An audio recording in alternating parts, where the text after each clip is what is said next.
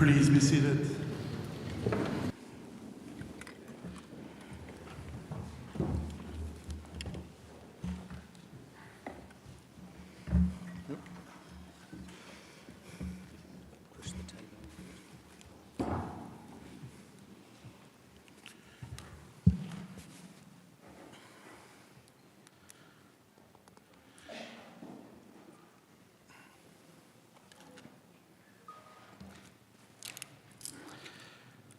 Good evening, everyone, to tonight's meeting of Medway Full Council. As usual, this meeting is being live streamed via the Council's website, and I would like to welcome everyone who is watching online, as well as everyone present here tonight. Medway Interfaith Action are supporting the mayoralty this year, and Fatia Zari, who represent the Muslim faith, will now say prayers. Good evening, everyone. I will start with Bismillahir Rahmanir Rahim. In the name of Allah, the most gracious, the most merciful. Chapter 49, Surah Al-Hujurat, verse 13. أعوذ بالله من الشيطان الرجيم. بسم الله الرحمن الرحيم. يا أيها الناس إنا خلقناكم من ذكر وأنثى وجعلناكم شعوبا وقبائل لتعارفوا إن أكرمكم عند الله أتقاكم إن الله عليم خبير. O humanity, indeed we created you from a male and a female and made you into peoples and tribes so that you may get to know each other. Surely the most noble of you in the sight of Allah is the most righteous amongst you. Allah is truly the all-knowing, the all-aware. Sadaqallahu al-Azim.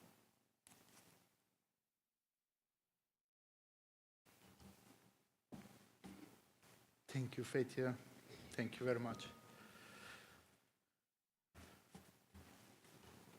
So now we're moving on to agenda item 1, apologies for absence. Councillor Peake, are there any apologies for absence this evening? No, there isn't, Mr. Mayor. Councillor Kemp, are there any apologies? Thank you, Mr. Mayor. Yes, I have. I've got apologies from Councillor Filmer, and I have to inform you that Councillor Spring and Councillor Anang are on their way, but they have been delayed. Thank you, Councillor Kemp. Councillor Sands, are there any apologies? No apologies at all, thank you. Thank you. Councillor Vai, are there any apologies? Councillor Vai? Oh, sorry. We're both present this evening, hence there's no apologies. Thank you. Moving on to agenda item 2, declaration of interests. Our monitoring officer has provided members with detailed advice regarding the issue of members' interests, and he has agreed a number of dispensations to all members of the Council to participate, debate, and vote on the budget report this evening, where DPI and OSI arises from the circumstances set out in paragraph 4 on his written advice. As member with any member with an interest should still declare that they have an interest this evening, but add that a dispensation has been granted. Firstly, I would like to declare an OSI in agenda item 9 arising from a business property within Medway for which I have business rates liability, and the monitoring officer has granted a dispensation for such an interest. Members, are there any declaration of disclosable pecuniary interest or any other significant interest? Please clearly describe the nature of your interest if you do declare one. Councillor Spalding. Thank you, Mr. Mayor. I make two declarations on agenda item 9, the budget. I make a declaration under section 106 of the Local Government Finance Act. And on point of explanation, as many members know, I was facing homelessness. I obtained some accommodation which was inclusive of all bills, including council tax. However, the landlord has failed to honour this obligation, leaving me in an interesting situation which council officers and myself are trying to resolve. There's an additional matter involving the council, but that matter is sub judice. I will not be commenting on that. And in respect of agenda item 7, the council tax reduction scheme, I benefit from this particular scheme, and so in that item I will actually leave the chamber and not take any part. On item 9 I will not be voting, but I do reserve my right to speak on the matter. Thank you, Mr. Mayor. Thank you, Councillor Spalding. Councillor Cook. Thank you, Mr. Mayor. So I also declare an interest in agenda item 9 on advice from the monitoring officer. I am a trustee of the charity WALT, which has been in receipt of some funding from council, and I'm also a senior leader in Lee Academy's trust, which includes Joseph Williamson Mathematical School, which in the interest of just transparency is mentioned in one of the reports. So I have been granted dispensation for that item. Thank you. Thank you, Councillor Cook. Councillor Perfect.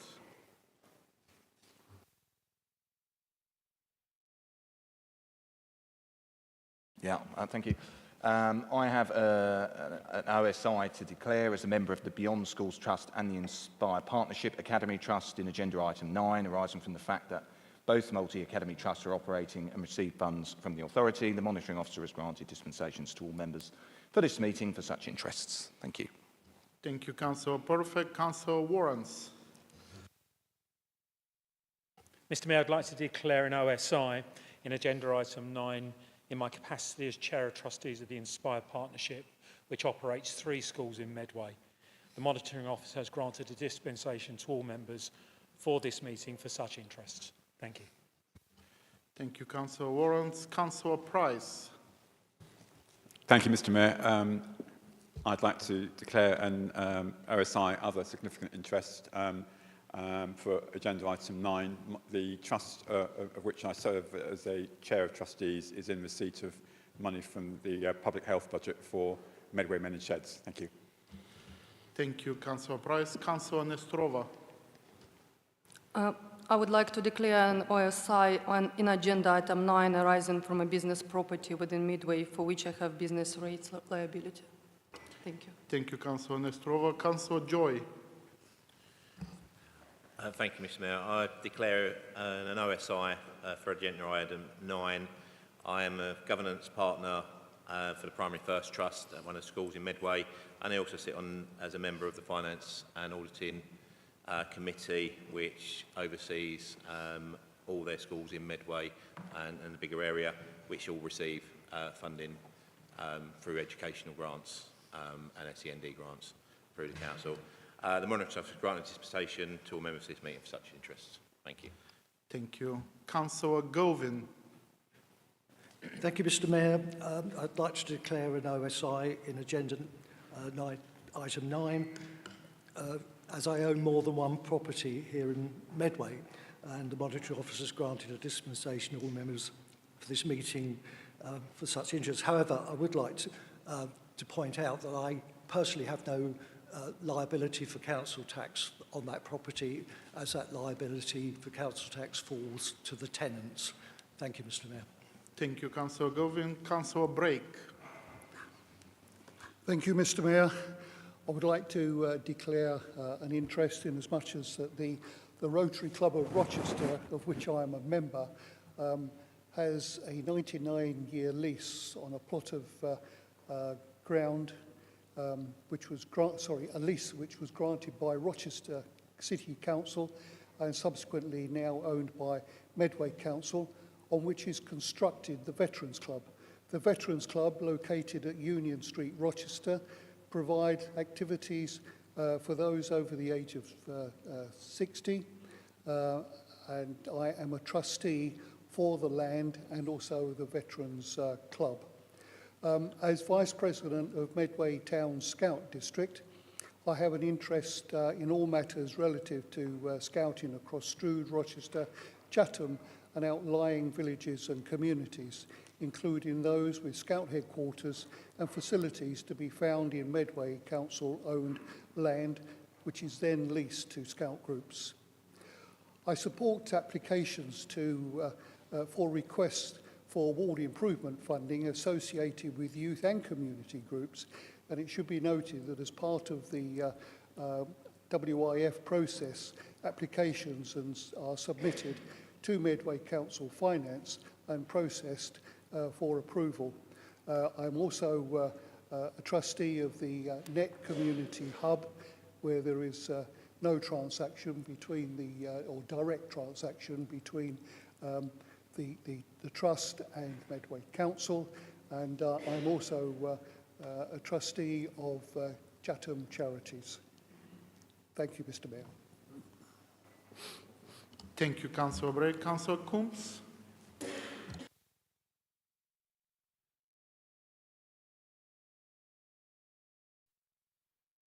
Holder and owning more than one property in Medway, the monitoring officer has granted dispensation to all members for this meeting for such interests. Thank you, Councillor Coombs. Councillor Tijan? Thank you, Mr. Mayor. I declare a pecuniary interest in relation to agenda item 9, arising from the fact that I'm a director of a company that holds a license for a virtual office at the Innovation Centre. The monitoring officer has granted dispensation to all members for this meeting for such interest. Thank you. Thank you, Councillor Tijan. Councillor Crozer? Yeah, thank you, Mr. Mayor. I declare a pecuniary interest in agenda item 7. I am in receipt of council tax reduction. I also declare an interest in agenda item 9, as I am chair of trustees at AMAT UK. The monitoring officer has granted a dispensation to all members for this meeting for such interests. Thank you, Councillor Crozer. Councillor Elizabeth Turbin? Thank you. I declare an OSI in agenda item 9, arising from the fact that I own more than one property in Medway. The monitoring officer has granted a dispensation to all members for this meeting for such interests. Thank you. Thank you. Councillor Gilborn?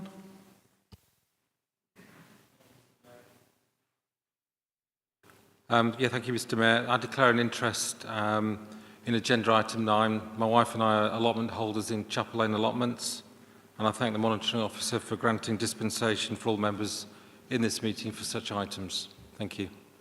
Thank you. Councillor Maple? Thank you, Mayor Nesterov. I declare a OSI in agenda item 9 relating to the fact that I am a trustee of Halpin Charitable Foundation, and very generously the monitoring officer has granted a dispensation to all members for this meeting for such interests. Thank you. Councillor Field? Thank you, Mr. Mayor. Agenda item 9, I declare an other significant interest as I am a governor at Abbey Court School, and I understand that the monitoring officer has given dispensation for all members to take part in this meeting. Thank you, Councillor Field. Councillor Brown? Thank you, Mayor Nesterov. I declare an OPI as more than one property in Medway, and the monitoring officer has kindly granted all members dispensation for such in this meeting. It's regarding agenda item 9. Thank you. Thank you. Councillor Patterson? Thank you, Mayor Nesterov. I declare an interest in item 9 as a trustee of Intra-Community Trust, and I'll be availing myself of the same dispensation that's been granted to other members. Thank you, Councillor Patterson. Councillor Hamadishi, Deputy Mayor?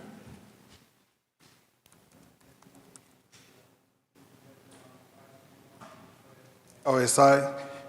I too want to declare OSI for agenda item 9. I have more than one property in Medway, and the monitoring officer has kindly granted dispensation to all members for such items. Thank you. Councillor Mandarakis? So I declare the same interest as Councillor Price in that I'm a trustee of a charity that has received public health funding, namely the Sunlight Centre. Thank you, Councillor Mandarakis. And I just want to add as well that I also want to declare OSI on agenda item 9 as being a chair of governors for Barnstable Primary School, which is part of Maritime Trust. And the monitoring officer has granted dispensation for such an interest. Councillor Peake?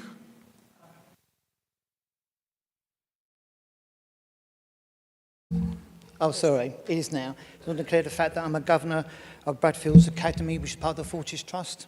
Thank you, Mr. Mayor. Thank you, Councillor Pick. Councillor Hackwell. Councillor Hackwell. Thank you, Mr. Mayor. I'd like to declare an interest in agenda item 9. I own more than one property in Medway. I'm also a trustee of a charity that leases a building from Medway Council and receives charitable rate status. The monitoring officer has granted a dispensation to all members for this meeting for such interests. Thank you, Councillor Hackwell. Councillor MacDonald. Thank you, Mr. Mayor. Just to say that I'm the chair of the Howard Academy Trust, which operates in Medway, and just to exactly the same as everyone else said regarding the monitoring officer, given dispensation. Thank you. Any other member? Councillor Mandarakas. So, apologies. I am also a council residential tenant, and obviously the HRAs are mentioned in one of the appendices, so I just wanted to check. I think I've been granted a DPI for it before, but I just wanted to... Okay. Councillor Price. Yes, thank you, Mr. Mayor. I forgot to mention my OSI in agenda item 7 as I benefit from 25% council tax reduction as a single occupant. Thank you. Thank you, Councillor Price. Any other member? Councillor Van Dijk. Yes, I'm declaring an OSI in relation to item 11 as I am in receipt of a pension from the trade union Unison. Thank you, Councillor Van Dijk. Anyone else? No? I guess that was all declarations of interest for tonight. So we're going to move on to agenda item 3, a record of meetings. Is it agreed that I signed the minutes of meeting held on 23rd of January as an accurate record? Agreed? Thank you. Moving on to the next agenda item, Mayor's announcements. First, members, I would like to welcome our 3 new councillors, David Finch, Lyubov Nestorova and Joe Vai, to their first council meeting since being elected earlier this month. Congratulations for your new position. Also, this week marks 3 years since the war in Ukraine began. It's 3 years of struggle, loss, and resilience for Ukrainian people. From the start, Medway has stood with Ukraine. We have welcomed those who fled the war, offering safety and support.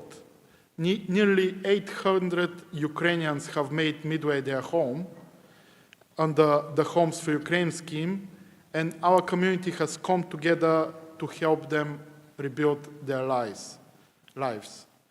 We stand in solidarity with Ukraine. I would also want to remind members of the annual Mayor's Ball, which will be on 11th of April this year. It's a black tie event.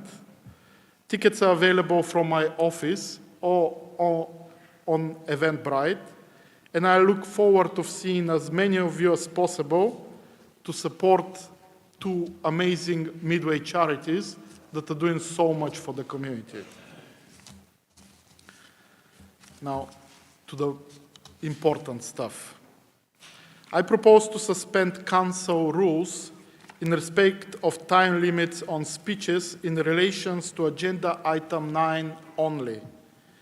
The budget report, to allow 1 member of each political group to speak on the budget item for unlimited time. The normal time limits will then apply. Is that agreed? Thank you. That's agreed. Please, can I remind members to speak clearly into the microphones to ensure people in the public gallery and watching the live stream can hear properly? And can members ensure that written copies of any amendments are brought to the top table first? Finally, I would like to ask all members to only interrupt another member while they are speaking.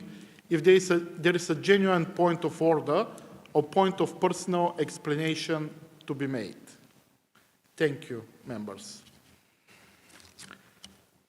Moving on, leaders' report. May I now call the leader of the council, Councillor Maple, for any announcements. Thank you very much indeed, Mayor Nesterov. Can I firstly associate myself with all of your announcements. In particular, I look forward to seeing you on April the 11th on the dance floor, but also welcoming our 3 new councillors, and importantly, sending that very, very strong message of solidarity. Medway stands with Ukraine. I wanted to update council. I don't normally use my leaders' announcements, as colleagues will be aware, but I wanted to update council on the issue of devolution and local government reorganisation, because our next full council isn't until April, and there will be some business happening before then. Obviously, as is well documented, regrettably, this council, our community, along with 13 others across the region of Kent, were not successful in becoming a devolution priority place. That is disappointing, but we congratulate those around us, particularly our friends in Essex and Sussex, our near neighbours, who will make good progress, and we look forward with interest to seeing how they move forward. Of course, we will learn lessons from them as we move forward. But I want to thank publicly all councillors of this chamber, and indeed very hard-working officers, many of whom were working throughout Christmas to deliver what I thought was an excellent plan, working closely with all councillors, but in particular, of course, Kent County councillors, the 2 upper-tier authorities. We've also received an invitation from government to consider participating in local government reorganisation, something, of course, this community knows well because we did it 27 years ago. We will be taking up that invitation. There are 2 key milestones, and I want to inform council of that tonight. The first of those 2 key milestones is at the 21st of March. That's where our region will need to declare to government where we are in that process. And I think it's fair to say at the moment there is some strong consensus around a number of issues. There will not be a single unitary for the whole region. Nobody is advocating for that. There will be no councils which go outside the boundary of our region. Nobody is looking for that. There are differentials of views on to how many councils, and we'll work through that between now and the second date, which is in November the 28th. So I want to just give notice as to the democratic process we'll see here. We will be taking a report to Cabinet on the 11th of March, which will give an overview of where we've got to in those conversations. Those are happening in real time. We had at least a couple of those meetings just this week. I'm very pleased, and I thank the Chair of Business Support of giving notice he'll be waiving call-in. I'm grateful for that. It's important to make sure that we send a clear message in that first stage. And it is very, very important to say publicly, we've been clearly indicated by government that should be a light touch approach. They're not looking for great levels of detail at that point. And of course, for other regions, those other 2 questions may be pertinent around a single council and councils outside their region. Our second deadline is the 28th of November. And in that case, we will hold a special full council meeting, date to be confirmed at this stage, which will inform the Cabinet in the same way that KCC took the process earlier this year. They had a full council meeting that gave a recommendation, and then Cabinet took the decision because it is an executive decision, and we've got some clarity around that. So, of course, we'll work through group leaders. We've got the cross-party governance group. I'm sure we'll discuss this at that point. So I thank all colleagues for their support to where we've got to so far. It was a disappointing message, but as always in Medway, we are resilient. We get on, we dust ourselves off, and we get on to the next challenge, which is making sure for the next 50 years, as we saw 50 years ago with local government reorganisation, we've got councils fit for purpose. Thank you, Mayor Nesterov. Thank you, Councillor Maple, for your report, your announcement, and updating us, everyone, on this process. Moving on to agenda item 6, nomination of mayor and deputy mayor for 2025-2026. I will now invite Councillor Kemp to advise the council whether the Conservative group is accepting or declining the nomination for mayor and deputy mayor, And in case of acceptance, who those nominations will be? Councillor Kemp? Thank you, Mr. Mayor. Yes, I have great pleasure in accepting the invitation to nominate the councillors for the Mayor and Deputy Mayor. They are, of course, Councillor Clark for Mayor and Councillor Spring for Deputy Mayor. Thank you. Thank you, Councillor Kemp. That concludes, I guess, this agenda item. Moving on to the next one. I wish all of them can go that fast. So, moving on to agenda item 7, Council Tax Reduction Scheme 2025-2026. Councillor Maple, would you like to make a proposal? Thank you very much, Mayor Nesterov, and I'll try and help with keeping some of tonight's agenda items as quick as the last one. This is primarily a technical report we need to take every year. We have a couple of recommendations which I would hope will receive unanimous support from the Chamber tonight. This is a long-standing position for this Council to recognise the importance of care leavers. We've done that in many different ways, and in recent years we've absolutely recognised that through our care leavers discretionary council tax policy. We're absolutely seeking to continue that. It's the right and appropriate thing to do. And we've got a choice tonight as to whether we reflect CPI or not in our income bands. It's worth remembering when that's happened elsewhere and things haven't moved with inflation, there are some quite often serious unexpected consequences, so it's the right and appropriate thing to do. So I'll move it at this point. Happy to take any questions from colleagues, and I hope we'll see unanimous support for this. I'm not sure we'll see unanimous support for every report tonight, but we'll make an attempt with this one. Thank you. Thank you, Councillor Maple. Is that supported? Supported. Councillor Murray, would you like to speak now or later? I'll reserve my right, thank you. You reserve your right. Okay, thank you. Then I'm going to open the floor for debate. Councillor Hackwell. Thank you, Mr. Mayor. I'm delighted to say, Councillor Maple, that we support the recommendation of updating the bands in line with the CPI of October 24, and we also note the impact of the care leaver scheme that was introduced in 2023, which I think has been a great success. That's it. Thank you, Councillor Hackwell. Any other member? No? We go back to Councillor Murray. Councillor Murray? Yeah, if there are no speakers and we've got unanimous support for it, I'm happy for the report to go forward. Thank you very much. Is that agreed? Oh, no, sorry. Back to the proposer. Councillor Maple. Thank you to Councillor Murray and Councillor Hackwell for the support. This is important, and I think the care leavers discretionary policy shouldn't be underestimated.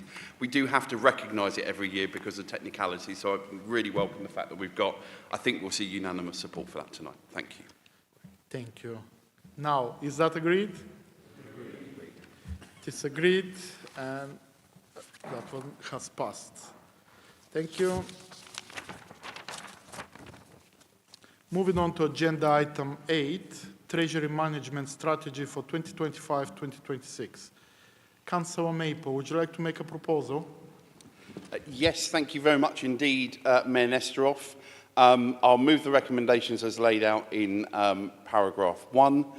And let me take this opportunity to thank the Audit Committee for the work they do both on this and more generally. It's an important committee, one I was really pleased to serve on in a previous life before I sat in this chair, and I thank in particular the chair of the committee, I know who values and appreciates the contributions of colleagues and indeed officers.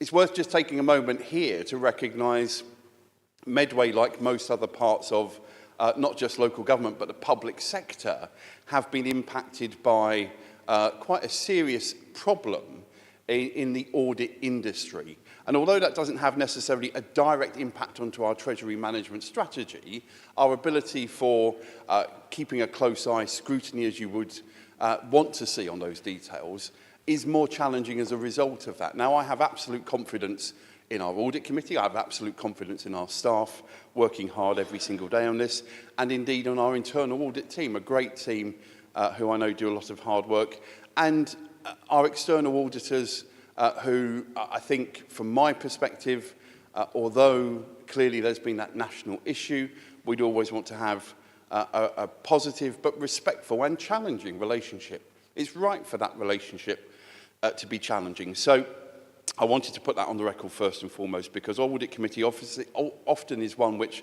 kind of flies under the radar, but actually in a sense of governance and making sure we're doing everything we should do, it's critically important to this council. Of course, our Treasury management strategy is impacted by a number of things. For example, worldwide incidents and situations can impact on the economic situation here in the UK. And of course, we remember well the potential issues where we've seen the challenges, as you said earlier on, of the Ukrainian war, and that's had an impact on various aspects, whether that's interest rates, inflation, and other factors which can impact on our ultimately our Treasury management and indeed our financial bottom line. So, and it's worth recognising that. And I think in particular, the Audit Committee rightfully focused on the issue of, making sure that we as a council are taking a mixed approach to making sure that as we move forward, as I'll be saying a little bit more later on, in our journey to financial sustainability, not putting all of our eggs in one basket. So not just talking about selling assets, although that's the right thing to do, not just talking about, other difficult decisions, as we'll talk about later on, but having that mixed approach. And again, I think those conversations that have happened at audit just show that level of detail, which again, we wouldn't go into tonight. That's not the kind of granular conversation you'd have at a full council meeting, but I'm assured that that's happening in a positive, constructive way. So I'm very happy to move the Treasury management strategy, which brings all of those different threads together. Thank you. Thank you, Councillor Maple. Thank you for moving the report. Is that supported? Councillor Brown? That's supported. I reserve my right to speak later. Thank you, Councillor Brown. Any member? Councillor Hackwell? Thank you, Mayor. I can assure you that as a member of the Audit Committee, along with your good self, Mr Mayor, and the Chair, Councillor Brown, that this report was robustly scrutinised when it came to the Audit Committee, and the Conservative Group are happy to support the recommendations in Section 1. Thank you. Thank you, Councillor Hackwell. No other member indicates that they wishes to speak, so Councillor Brown. Thank you, Mayor Nesterov. Thank you, Leader and Councillor Hackwell. I'd just like to make sure that people understand that this is about the strategy, but also that it is important that these documents are reviewed and refreshed. I particularly just want to make reference to the fact that there were some minor changes made to the Treasury management practices. These are the practices of our officers and our consultants. And it is very important that there's a list of staff and the qualifications that they have gained and updated. We're very, very lucky in Medway to have an experienced team, and I would like to thank the Audit Committee and the officers for making sure that we are appraised of the difficulties within the strategy and the difficulties that we may face. I also think it is important that we recognise that the role of the Audit Committee is to scrutinise, and as Councillor Hackwell said quite correctly, this was scrutinised in great detail, as is every paper that comes to Audit Committee. And our job is to provide assurance that we are doing things right and that everything is legal and proper and for the best interest of the public. Thank you. Thank you, Councillor Brown. I can also say that, yes, we are scrutinizing it properly. So back to the original proposal, Councillor Maple. Thank you very much indeed, Mayor. It looks like it's going to be 2 out of 2 for consensus. As Meatloaf said, 2 out of 3 ain't bad. But seriously, look, a huge thank you to Audit Committee. And again, although I'm not there in person, I tune in and watch the meetings on the brilliant council feed. And the questions that are asked there from all councillors are holding both officers and this administration to account in its processes, in its governance. And that's critically important, not just for this council, but also ultimately for the taxpayers of Medway ensuring that they're getting good value for money and we're using our governance processes and our Treasury management processes in a fair and equitable way. Thank you, Mayor Nesterov. Thank you, Councillor Maple. Is that agreed? Agreed. Thank you, members. I guess now we are moving to the highlight of the evening, agenda item 9, which is Capital and Revenue Budget 2025-2026. In a moment, I will call the leader of the council, Councillor Maple, to make his speech and to make a proposal. I will then invite Councillors Perfect, Croza and Finch to speak, following which I will open the matter up for debate.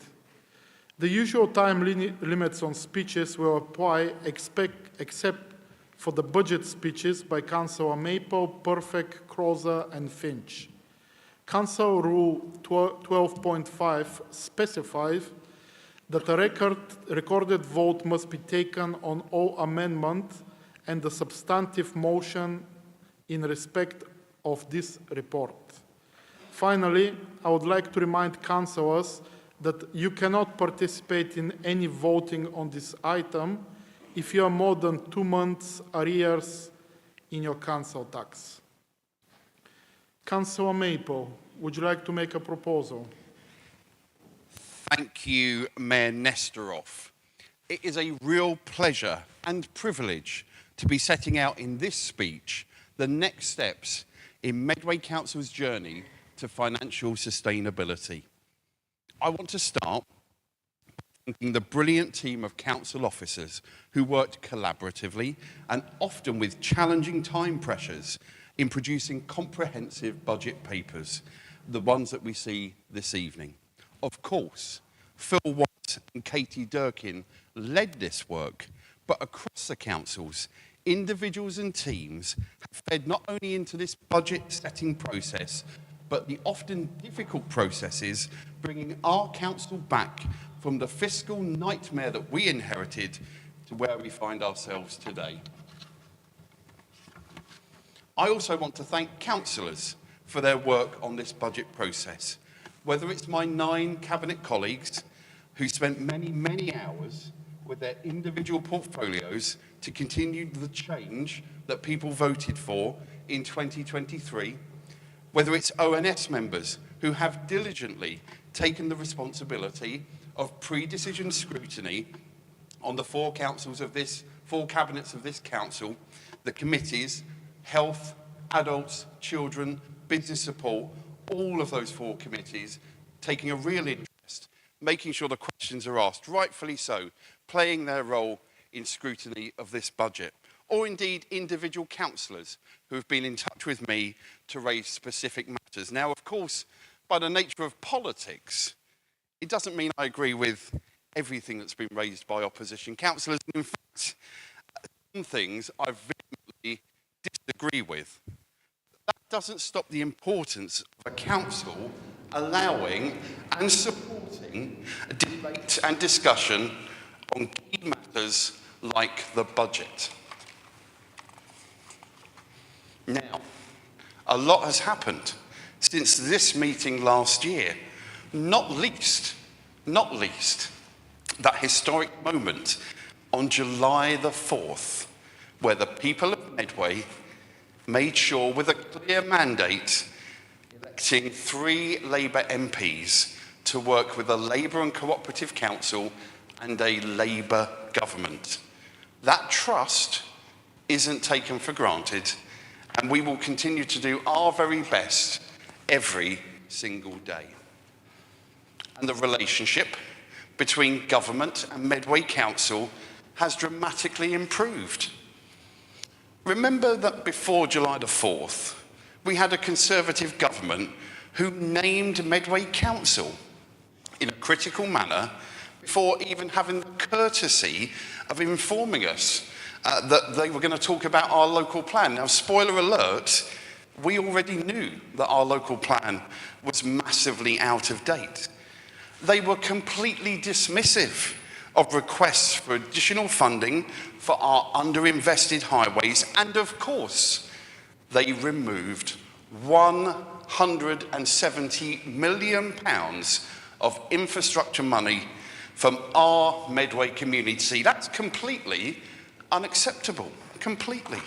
Now compare that to the first few months of our relationship with a Labour government.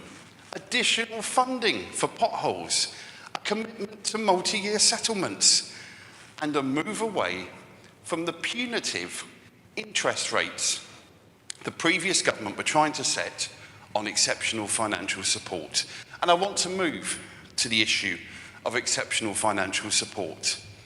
Now, as everybody knows, we took, in my view, the correct decision early on in our administration to proactively invite CITFA into our council to look at what the state of the play was and what needed to be our next steps. This open and transparent administration published that report in full. And I will never forget the opening line of that report. Medway Council, and I quote, is in a grave situation in relation to its financial sustainability. A very powerful and direct statement which any responsible administration in their first few months would pay very close attention and respect to. Now, unlike other politicians, we value and appreciate experts. And that, of course, led to our financial improvement and transformation plan, our FIT plan, which is making sure we continue to seek efficiencies and savings, often leading to both better value for money and better outcomes for residents.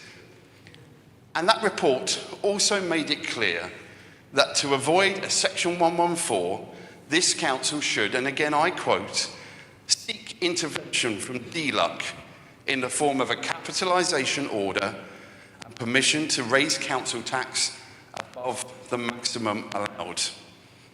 Now, neither of those are easy and straightforward, but this administration believes we must do whatever it takes. So that's why this year, as last, we've done both those things based on that expert advice. And it's been documented in paragraph 5.4.1, the request for council tax flexibility has not been permitted, a similar approach to last year.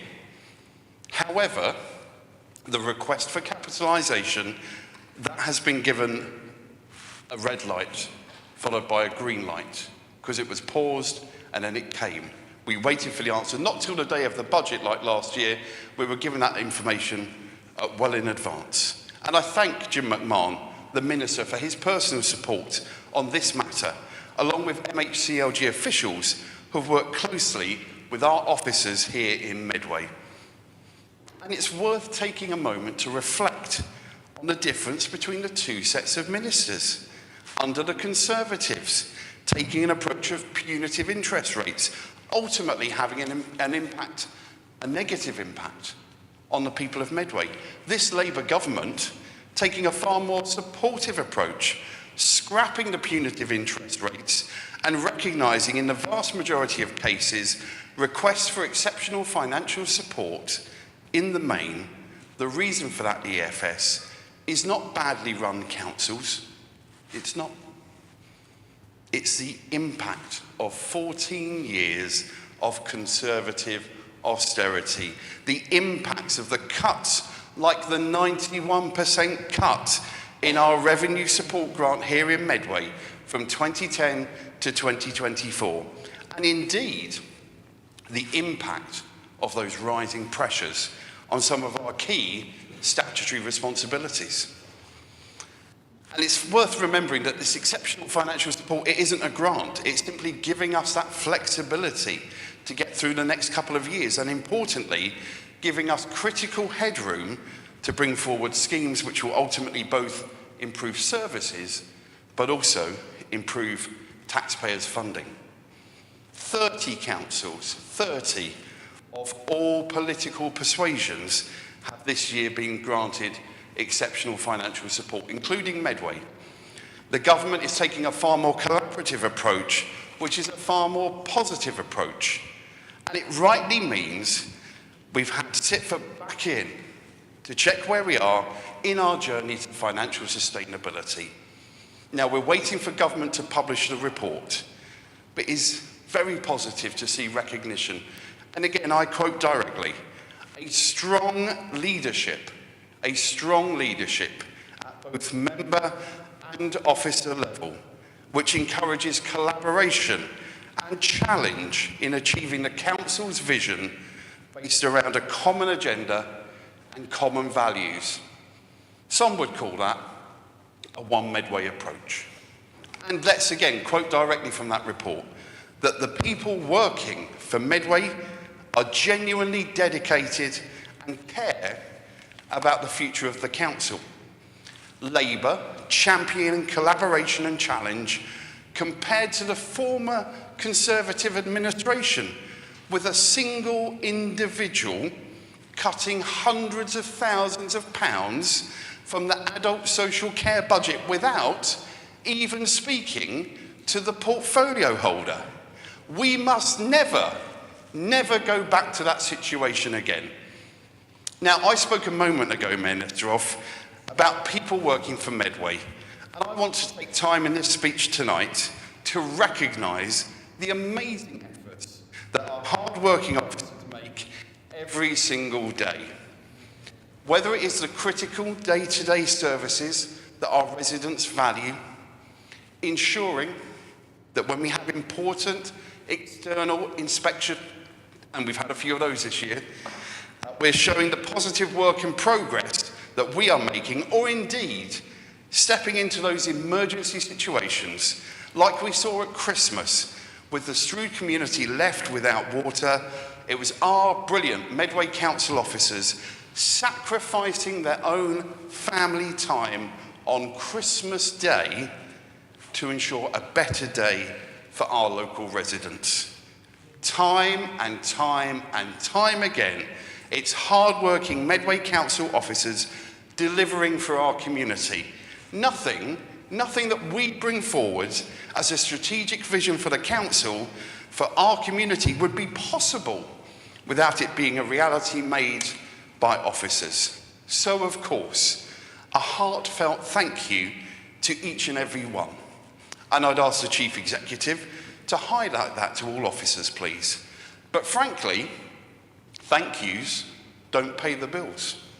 Therefore, this administration thinks it's right to right the wrongs of many years of pay freezes and real terms pay cuts which were delivered by the previous Conservative administration.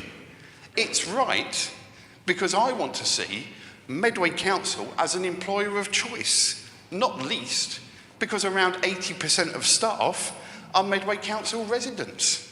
It's right because it's shameful that Medway Council's hard-working staff have had to use food banks to survive, as was disclosed previously to Unison in a survey of their members. But it's also right because it's a critical tool in recruitment and retention. Our administration was clear that we had to reduce the reliance on expensive consultants and temporary staff, and we've made good progress on that journey, including a number of individuals who were working for agencies who are now choosing to become permanent Medway Council staff, often in areas challenging to recruit for. There's more to be done, but there has been good progress made. And of course, that figure will never be zero. Of course, occasionally there will be special projects, priorities, pressures, where we do need to bring in additional resource. But seeing some of those temporary staff become permanent because of the offer from this administration makes me proud. Now, as historically well documented, I would have preferred that Medway Council had never left the National Joint Committee, the NJC. I made that clear at the time when I was sitting over there. I'm now sitting over here. And of course, because it's been more than a decade since that original decision was made, it would be an incredibly complex and expensive process to return. But the basic principle absolutely remains. Now, in my view, realistically, because of the time that's likely to take now, That will be a decision for future councils, as we spoke about local government reorganisation earlier. And I hope that they take that right choice. It's right to be part of that. So I'm pleased to support the proposed increase in pay laid out in the papers this evening. And alongside that, further improvements in the total reward package. That will be critical for recruitment and retention. The introduction of a well-being day around a staff member's birthday is a very clear, unambiguous way to say to hard-working individuals, this administration wants to make a positive impact on the health and well-being of all Medway Council officers. And we're listening to the feedback from officers who attended our Medway Live. When they asked us, they answered the question we asked, which was, what would you like to see to improve your terms and conditions? A good question any good employer would ask their employees. One of the top issues that was raised is something which is done by many councils across England. Reduced rate access to sports facilities for council officers. It shows once again, whether it's residents or staff, this is a listening administration. And for the avoidance of doubt, as I made very clear at our cabinet meeting earlier in February, the suggestion tabled by officers on the night of Employment Matters Committee, which on a cross-party basis were passed to tonight for further discussion to give a similar discount for councillors, will not be supported by this administration, and we will therefore be taking that out from the final proposal that council will vote on this evening. Now, I thank the Employment Matters Committee, alongside hard-working HR professionals and trade union representatives, for the positive and proactive approach taken. This administration respects the role all play, and you will not see changes made at budget night to staff's terms and conditions, or indeed to facility time, without any prior conversation, as we did see for years under the previous Conservative administration. It was disrespectful to the Employment Matters Committee. It was disrespectful to HR professionals and disrespectful to trade union reps, and it should never have happened. Now, finally, in this area, let me be very, very clear. This political leader does not think maternity pay has gone too far. I'm interested tonight to see whether the Conservative group in Medway follow their National Party leader, to see if they think, by perhaps moving an amendment, to see if they think maternity pay has gone too far, although looking at their benches, I don't think any of them will need a special dispensation from the monitoring officer on that issue, looking at their 20 members. So let me move forward on the approach we're taking for this year, recognising the additional funding, let me say that again, additional funding received from the Labour government to help us build tonight's budget. Medway has received more than £2.5 million from the government's recovery grant, recognising the specific challenges for communities across England who have the challenge of areas of deprivation and a low council tax income.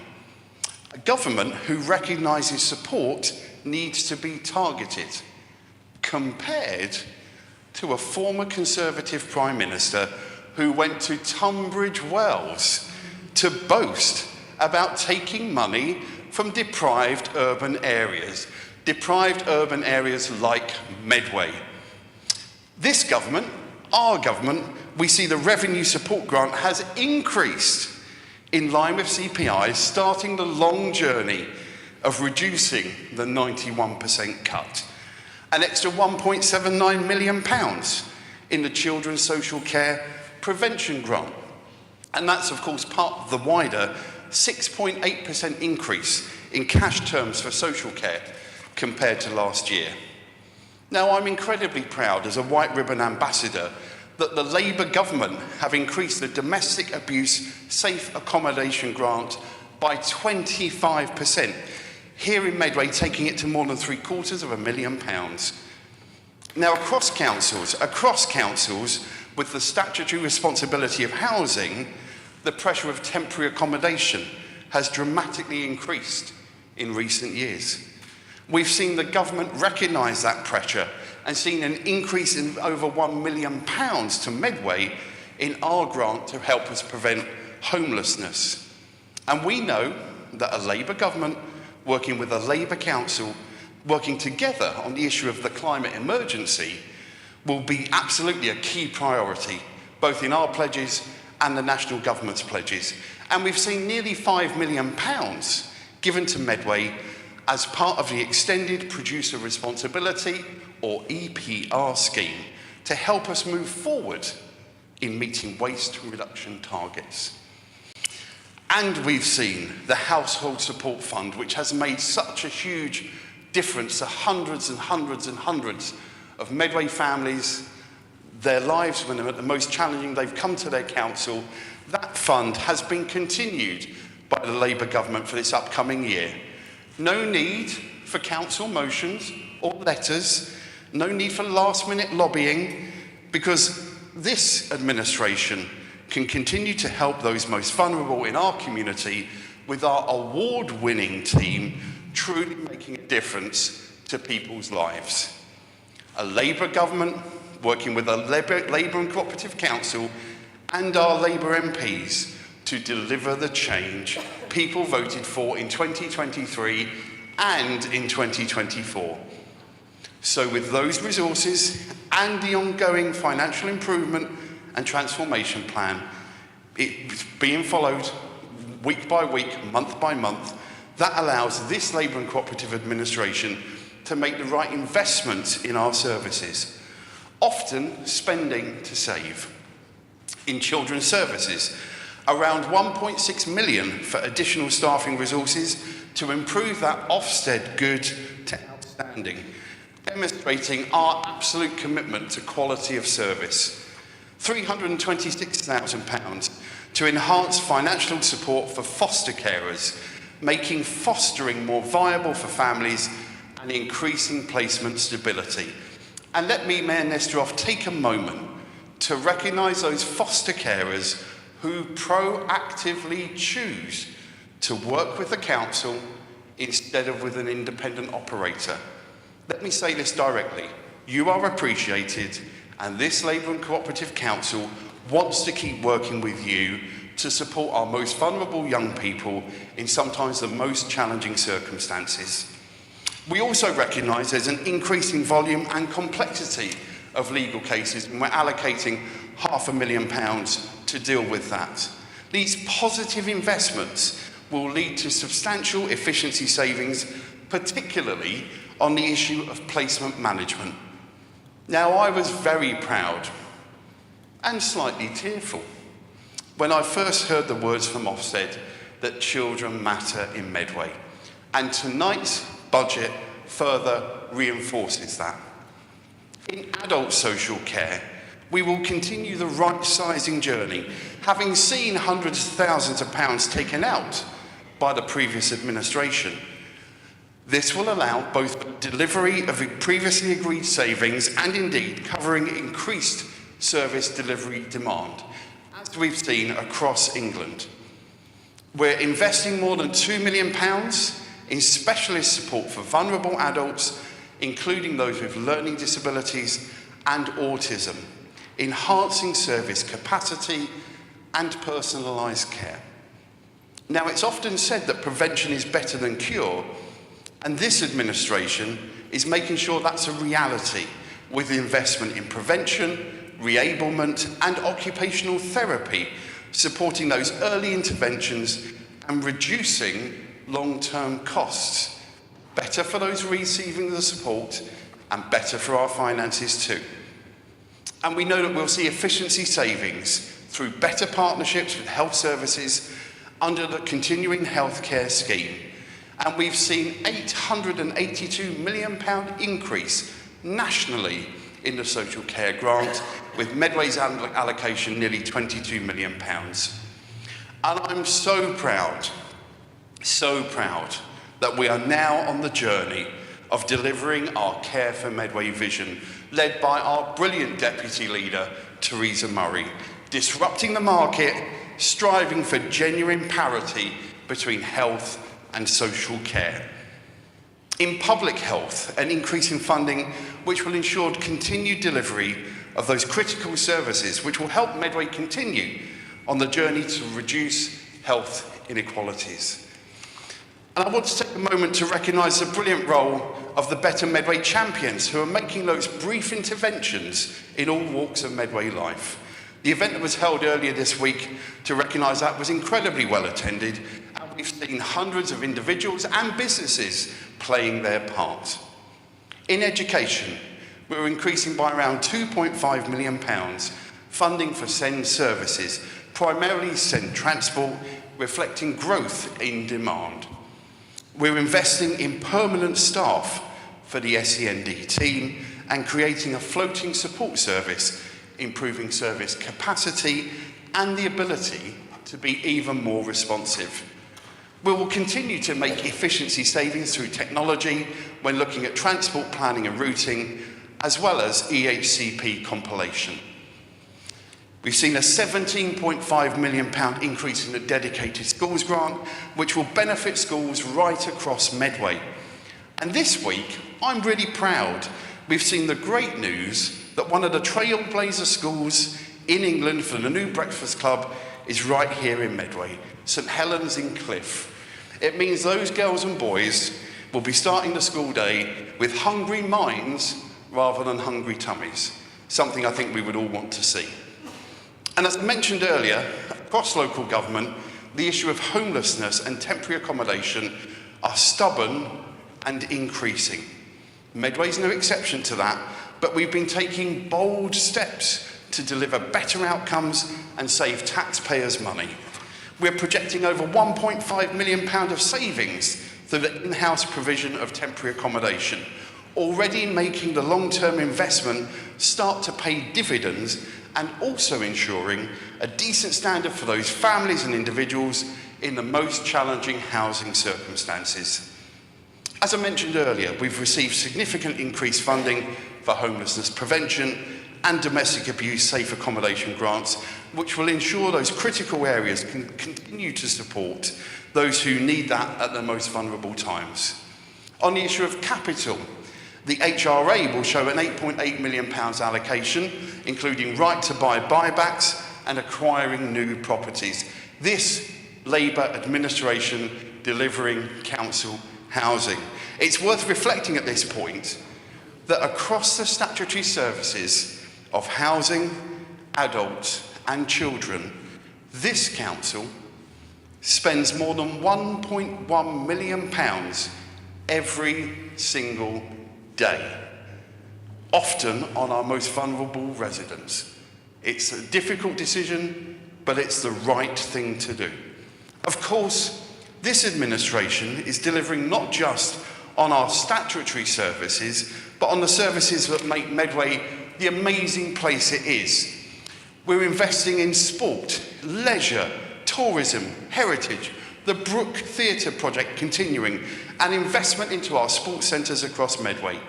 We've seen large number of residents taking up memberships of our sports centres, particularly since the opening of the Cossington Park Sports Centre, aka Splashes. So I'm very pleased that we've been able to, as an administration, bring forward a price freeze on our popular Premier membership. One of our 5 pledges was to establish new parks and improve access to green spaces. I was pleased to join other councillors, council officers, partners from the Army and the MHS, parish councillors and community volunteers planting trees in Dingate, which will be an important green space for the Hoo Peninsula, alongside our 8 green flag sites across Medway. We're creating a green spaces strategy team, funded through efficiencies in the Medway North joint venture, to continue to make further progress on that key pledge. And of course, our green spaces will be just one part of the local plan, which remains an essential priority for our council. Having a local plan which is out of date is simply unacceptable. Leads to planning committees not being able to do what they're there to do, not being able to function in the way they should, and often leads to planning decisions being taken by appeal. That needs to change, which is why this administration is moving at pace and will have a special council meeting later this year to move us on to the next stage of the local plan. We're investing around £200,000 into planning services to support the local plan and the introduction of planning reforms from government. I make no apologies for this priority. We must have an up-to-date local plan, and no councillor and no organisation is more important than delivering that for Medway. Now, many people, of course, when they think about a local plan, think about the number of homes required. But it's much more than that. Of course, we need those homes. We've got to move away from people in their 30s and 40s stuck living at home with their parents, not through choice, but through necessity. But a local plan will look at green spaces, retail space, education and opportunities for employment, and all elements that make up a community.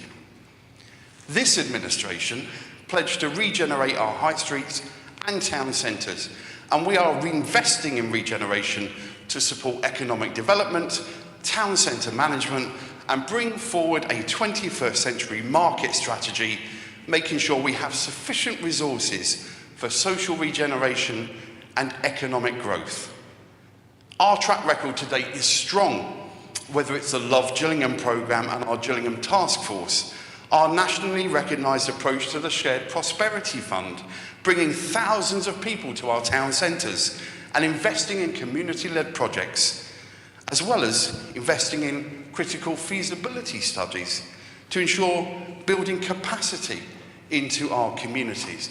Vitally important for those perhaps who have never ventured into that world before and want to take their first steps. This council is on your side. We've signed the FSB Local Leadership Pledge and delivered on the points in the pledge, and we've delivered the first Medway Business and Skills Showcase. Now more than ever, this council shouts loud and clear, Medway is open for business. Tonight, we're investing £270,000 in inward investment, our river strategy, and the Medway 2041 delivery plan, funded from closure funding from the Local Enterprise Partnership and anticipated lease funding from Innovation Park Medway. And just down the road, over there I think, from where we are tonight in the building celebrating its half century this year, we see a reimagined first floor of the Pentagon, the much anticipated James Williams Healthy Living Centre, and the brilliant Ascend co-working space. If you haven't been there, go and have a look. It's fantastic. It's already being used by small businesses, by the voluntary sector, and by public sector organisations. And let no one in this chamber forget, it was the former Conservative MP with the Pentagon Centre in her constituency who said it should be knocked down. I'm so pleased in Lauren Edwards, that now has a constituency, that constituency has an MP who's working hard to bring business and investment to Medway, as well as being at the opening of Ascend, which of course she was working on in her former cabinet role here at Medway Council. In Nashaba Khan, we have an MP who's at the forefront of pushing for significant improvements for Gillingham Town Centre, having previously had a Conservative administration which left Gillingham behind. And in Tris Osborne, we have an MP who can see the critical role of the digital economy here in Medway. 3 Labour MPs working with this Labour administration to deliver the best outcomes for our communities.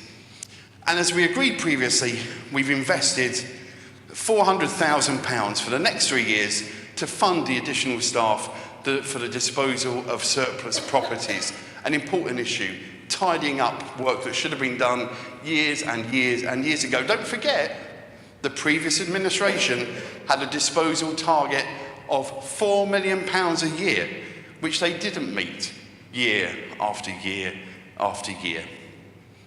Now, we were very clear on this side of the chamber that who was ever given the opportunity to serve at the 2023 election, they would have to make difficult decisions. And this year, as last, we've had to take some difficult choices, whether it's fees and charges or council tax increases. Not decisions taken lightly, particularly recognising we are not yet completely through the cost of living crisis. But from a leadership perspective, the right thing to do, as recognised by SIPFA in their overview of Medway Council. Mayor Nesteroff, as I head towards moving the recommendations this evening, I give notice there will be 2 changes to the recommendations laid out in the papers this evening, and these will be circulated at the end of my speech. I mentioned at Cabinet we would not be supporting the suggestion of reduced targets and charges for councillors, and therefore this is being removed. The second change is at the heart of the DNA of Medway. As most people know, Medway's my home because of the Royal Navy. Our armed forces and their service is so important to Medway. Therefore, it is right and appropriate that this year, 8 decades on, we allocate £50,000 as a one-off sum for VE and VJ commemorations across Medway. Chancellor Rachel Reeves, in her historic speech last year, indicated there would be funding for this, but confirmation has not yet been received. Therefore, it will be funded from our limited reserves, which will be replenished with any grant received from government. If the grant is more than £50,000, of course, we will use that using the delegated powers required. Even with this additional provision, we will be staying above the £10 million recommended level for general reserves. So the choice for every councillor, whether it's your first council meeting or whether it's your 26th council budget setting meeting for Medway, the choice is clear tonight. You can vote for it or you can vote against it. And residents will be able to see how every member votes. If you want more investment in our adult and children's services, vote for it. If you want investment into SEND provision, vote for it. If you want the work to continue to reduce health inequalities, vote for it. If you believe in tackling the housing crisis and temporary accommodation pressures, vote for it. If you welcome the additional funding given by government to make progress on potholes, vote for it. If you want to see hard-working council officers recognised appropriately, vote for it. If you think green spaces should be more accessible, vote for it. If you are pleased Medway continues to have the lowest council tax in Kent, vote for it. If you want your residents to have free bulky waste collections, vote for it. If you support a weekly bin collection, vote for it. If you want to remember and respect those who fought for our democracy instead of appeasing dictators 80 years ago, vote for it. Ultimately, if you want to continue the journey towards financial sustainability for Medway Council, vote for it tonight. Thank you, Mayor Nesteroff.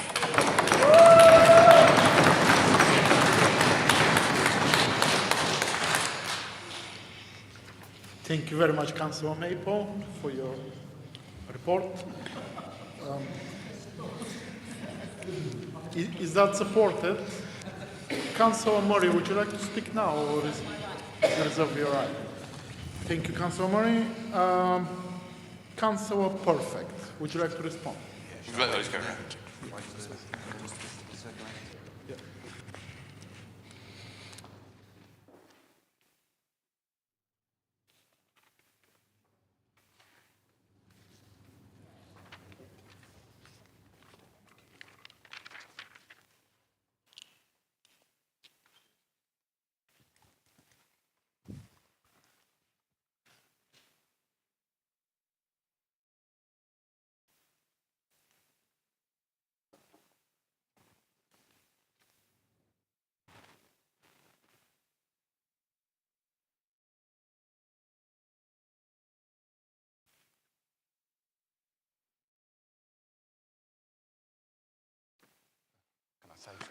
try.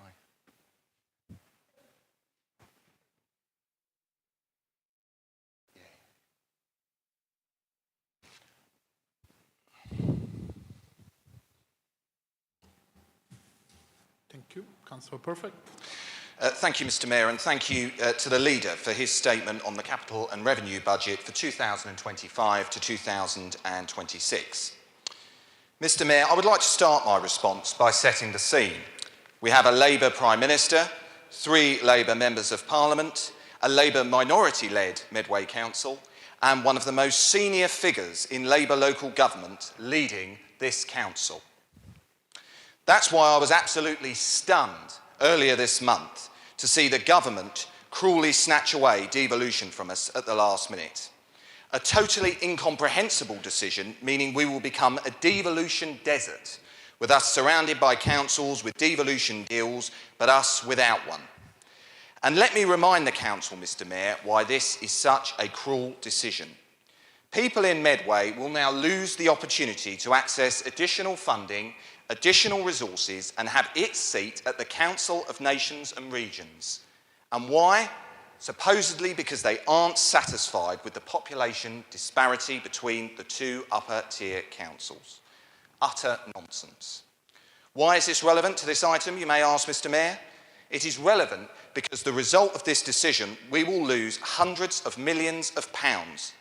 Hundreds of millions of pounds taken away by the party opposite whilst they play political games. They cannot use their usual tactic of blaming the Conservatives for this, Mr Mayor. This is a mess which was devised in Downing Street, delivered by Marsham Street, but felt hard by our community.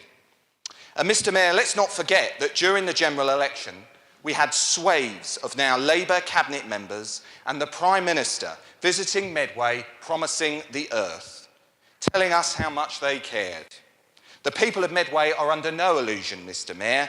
This Labour government has let down the people of Medway with this decision. Its growth-destroying budget, attacking older residents by withdrawing the much-needed winter fuel allowance, and of course introducing the family farm tax, all of which the Leader failed to mention this evening.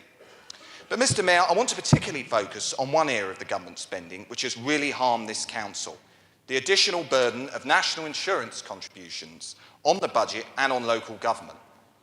Mr Mayor, the Labour government, backed by this Leader, have decided to add an additional £1.7 billion worth of cost to councils on staff directly employed and through contractors, as proven in facts released by the Labour-led Local Government Association, at a time of incredibly high need and pressure. The compensation provided, albeit only for 1 year, is woefully inadequate and only provides £515 million to councils, meaning a national pressure of £1.2 billion under his government.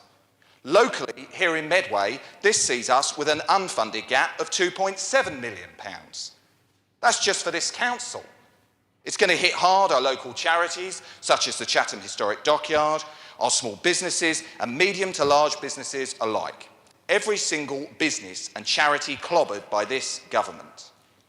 At the Cabinet meeting earlier this month, portfolio holders described their view that this budget was somehow a journey to financial sustainability, repeated by the Leader tonight. But this budget is the complete opposite. A worsening picture every single year between now and the end of this Parliament, with borrowing to balance the budget growing to £50 million by the end of the decade in the revenue budget. That's a £50 million budget gap by the end of the decade. And where are the government? Flatlining economic growth, jobs being slashed at the fastest rate since 2009, and business confidence collapsing. None of this helpful to this council. But irrespective of the claimed journey, next year the council will have to borrow a further £18 million to fund the budget.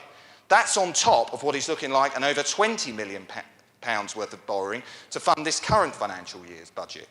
It is not sustainable and it is not feasible.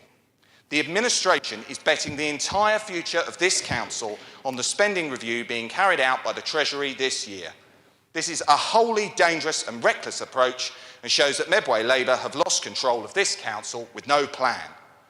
Given what we have just seen with devolution, we absolutely cannot trust this government to deliver a single pound more for Medway. Yet the medium-term financial statement is wholly based on the government increasing Medway's funding significantly above what it currently is. Total madness. This budget, Mr Mayor, contains pitfall after pitfall.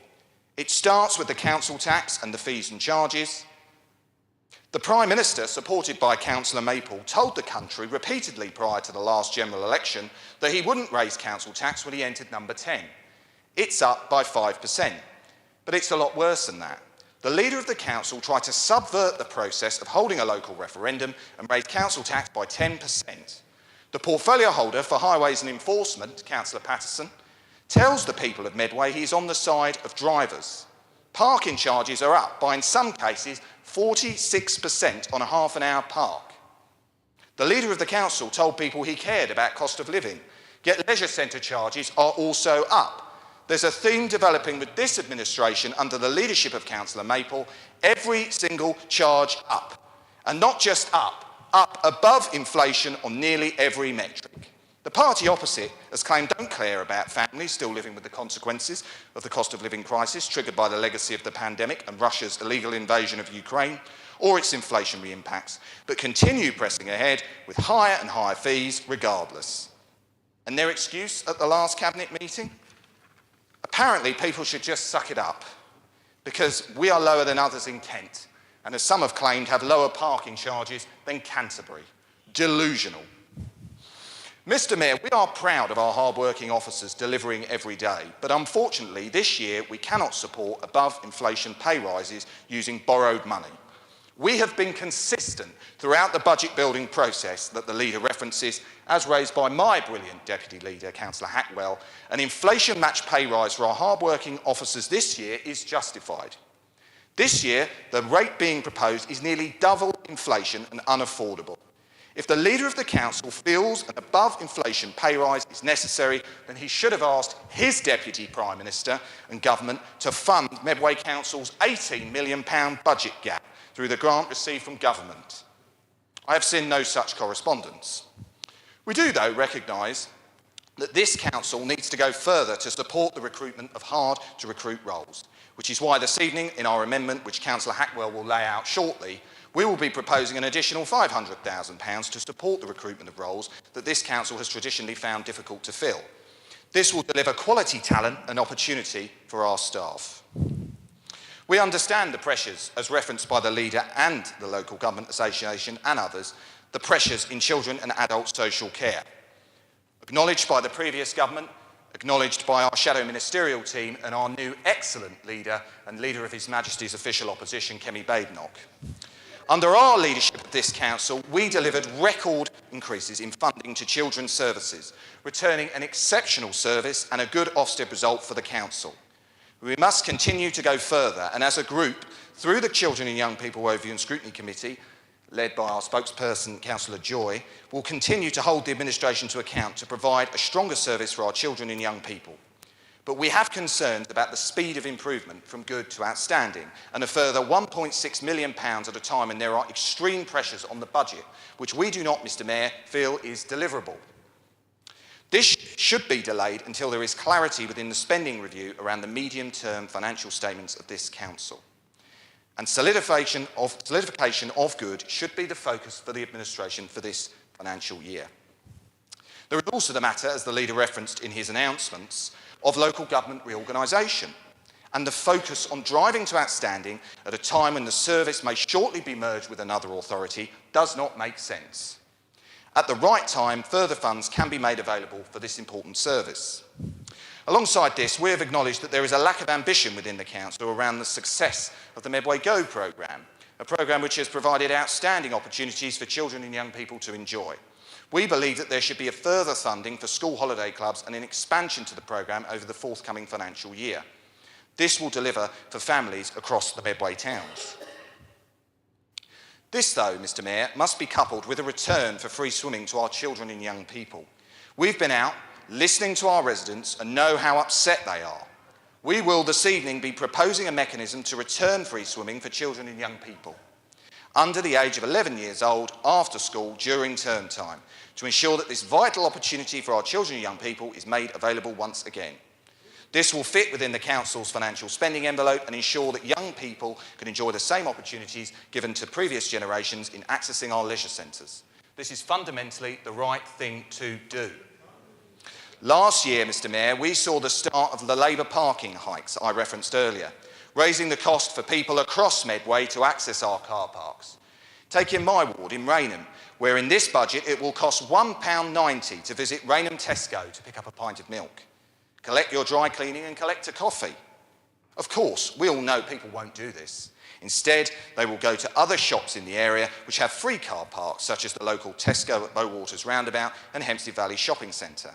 The administration knows nothing about business. The plans to raise these parking charges in car parks that serve our small businesses in town centres isn't just economically illiterate, but is completely and utterly wrong. We will be proposing this evening to reduce parking charges for the first half an hour in key car parks in towns across Medway, which will mean that people can once again, at a far more reasonable cost, access our town centres and provide a much-needed lifeline to local small businesses. Medway 2.0 has the potential to be transformational for this council, but the pace under this administration is not going fast enough. Savings are failing to be realised, and the council should go further to deliver on the potential of a truly digitally connected Medway. We want to see a review of progress and a clear and deliverable roadmap for the future finance of the authority. I know how passionate our Shadow Cabinet member, Habib Tijan, is on this matter, which he will set out shortly. Mr Mayor, to summarise, this budget is a total disaster for Medway. Fees and charges up, spending up, salary rises above inflation, £18 million worth of borrowing on the credit card, paid for by future generations, and a medium-term financial statement with the Cabinet betting that through the spending review, Medway's gap will be closed. This budget is undeliverable, cruel, and will fail to deliver for Medway residents. The Conservative group will not support it, and I urge all members of the Council to vote against it tonight. Medway deserves better. Thank you, Mr Mayor.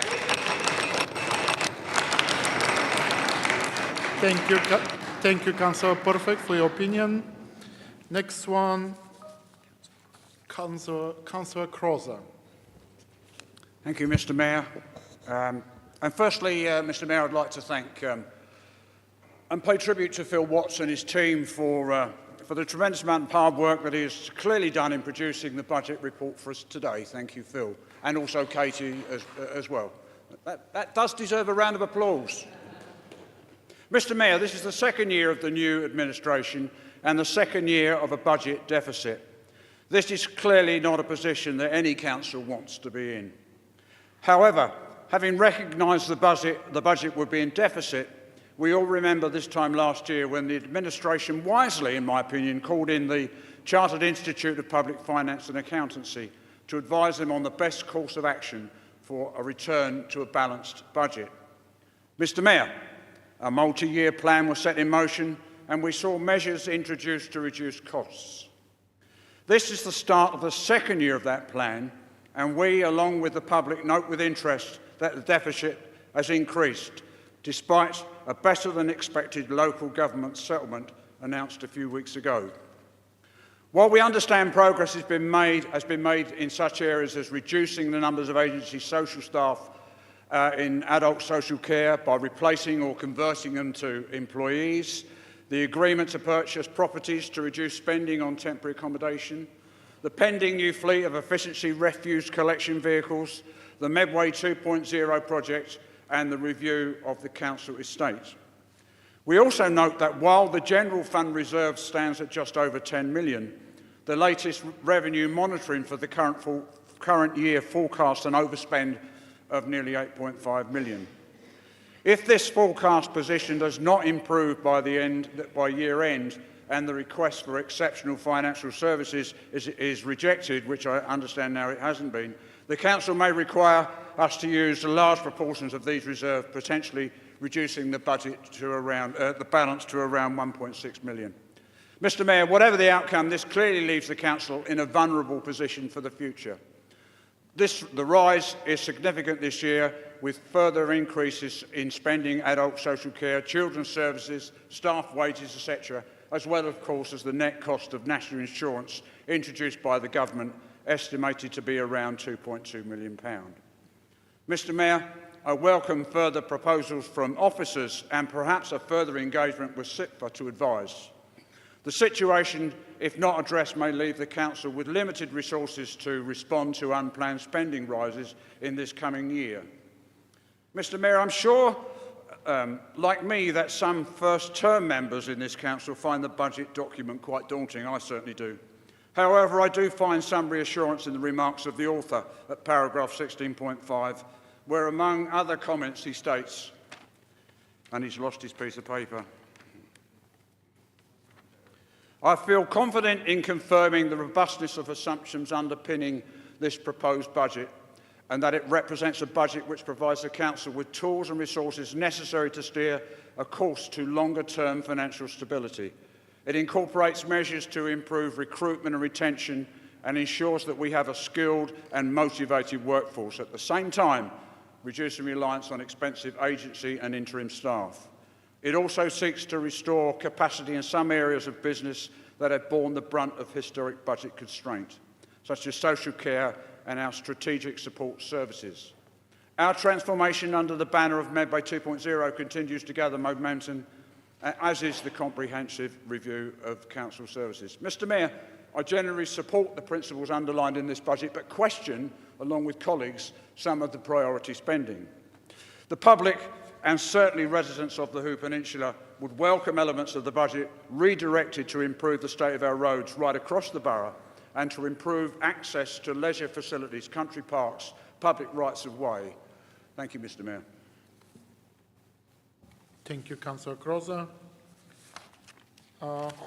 Councillor Finch, would you like to respond? Thank you, Mr Mayor. We're honoured to be here as the newly created Reform UK group. Though our numbers may be small at present, the growing wave of support for Reform UK makes it clear that we will soon expand. I would like to start by commending our Chief Operating Officer and Chief Finance Officer, as well as their teams, for the painstaking work that has gone into producing this budget. Their dedication and professionalism in guiding us through a situation of staggering complexity cannot be overstated. Securing the government's agreement in principle to exceptional financial support is no small feat, and it reflects the intense effort and detailed negotiations that have happened behind the scenes. It is precisely because of these considerable efforts that we are conflicted in our stance on this budget. We fully recognise the necessity of strengthening adult and children's social care. These are among our most vital public duties and must be properly funded to protect the most vulnerable. In fact, I applaud the leadership for seeking every avenue to bring in the funding that ensures no one is left behind in the short term. However, this budget also carries a near 5% increase in council tax at a time when so many of our residents are battling the severe pressures of the cost of living crisis. I fear that for most people, this rise in their monthly bills will eclipse any tangible benefit they directly see, especially when much of the new spending, rightly but narrowly, flows into our social care services. The dedication of our finance officers should not overshadow the principle that we in this chamber must scrutinise every pound taken from local taxpayers.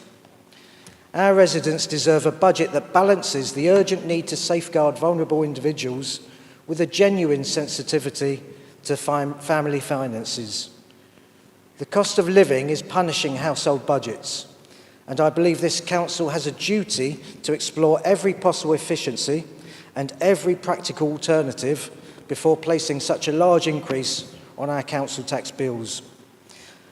I do not take lightly the time, care and expertise that has shaped this budget. I am grateful to everyone who has worked to bring us to this point, and I have no doubt of their sincerity and skill. Yet because of the near 5% rise and the difficult timing for our taxpayers, how could anyone in good conscience support the budget in its current form? This is no fault of our officers, nor a denial of the vital services we must fund. It is simply a reflection of the hard reality facing many residents who are looking for us for fiscal restraint and genuine empathy for their financial struggles. Mr Mayor, the stakes are high for Medway. Our financial decisions now will shape the services, infrastructure and opportunities we can provide in the years to come. We cannot afford to turn a blind eye to repeated warnings and spiralling debt. It's time for this council to choose a more responsible course. Let us be the leaders our residents expect us to be. Accountable, determined and unafraid to make the difficult but necessary decisions. This council has decided to increase Medway residents' council tax by 5%, which we emphatically do not support. Please remember, we will monitor by supervision, scrutinise by investigation, evaluate by outcome. Should you fail to meet any of these criteria, you will be held fully accountable. Thank you, Mr Mayor.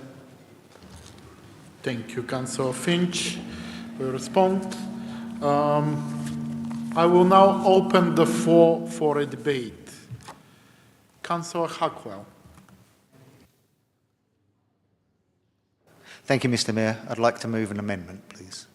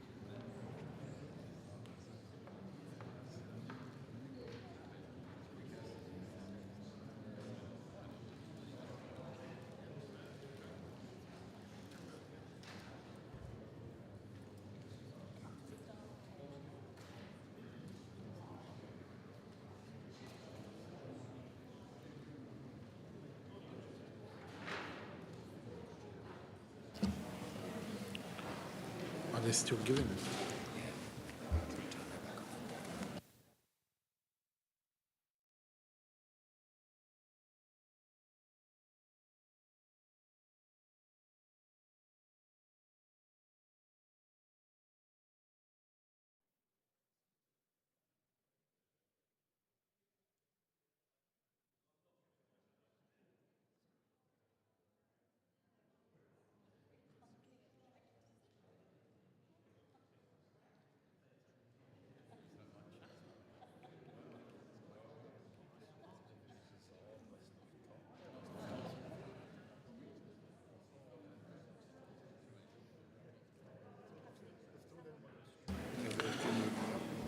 Members, I think officers have distributed the amendment, so I'm going to let Councillor Hackwell introduce it. Thank you, Mr Mayor. The aim of this fully costed budget amendment is to reduce reliance on government borrowing while also giving some help where help is needed. As you already heard, the borrowing is going to be around 40 million just to support this year's and next year's spending plans by the Labour administration.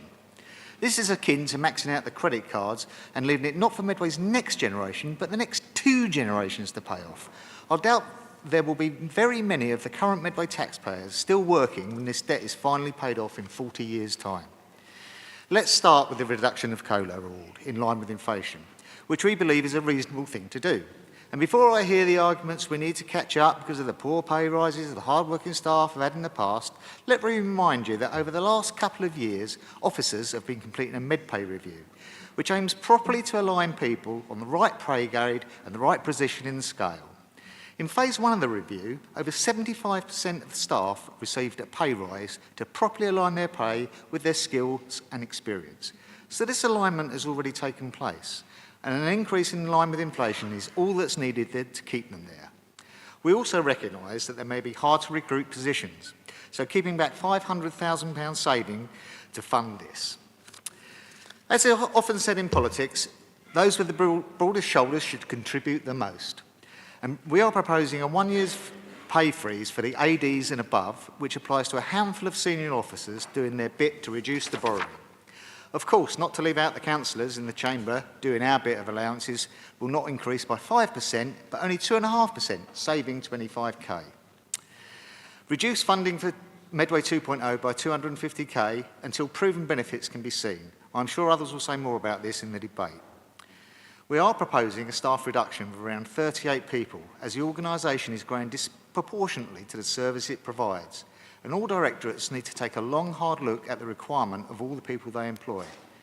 Since 2000, including this budget's number, the staff will have grown by over 500 people. We're also proposing a reduction in the budget for the LGR team, leaving enough to recruit a leader, and we are suggesting the rest of the staff are moved into the team by way of secondment, which will reduce cost and enhance employee development. As already been said by Councillor Perfect, we think it's sensible, especially for the LGR, to remain a good status in children's services and review the journey after the LGR and know the status of the new combined authorities children's services. And now for the additional spending. We're going to suggest that we put £100,000 to support school holiday clubs. Reintroduce free swimming for under 11s, Mondays to Friday, term time only, as learning to swim is a life skill and all children should be given the opportunity to learn to swim. And finally, as has been said, up to half an hour's free car parking in specific car parks to support our local businesses and allow people to nip into the smaller retail units in our, or pop into the bank. When lockdown started, it used to cost 20 pence to park for half an hour. It's now going to cost £1.90. That's a 950% increase. Thank you very much. Is that supported? Councillor Warrens, would you like to speak now? Thank you, Mr. I'll just second the motion, but I'll reserve my right to speak later. Thank you. Okay, so I'm going to open the floor for debate. Any member? We are, just to remind members, we are debating the amendment. Any member? Councillor Price.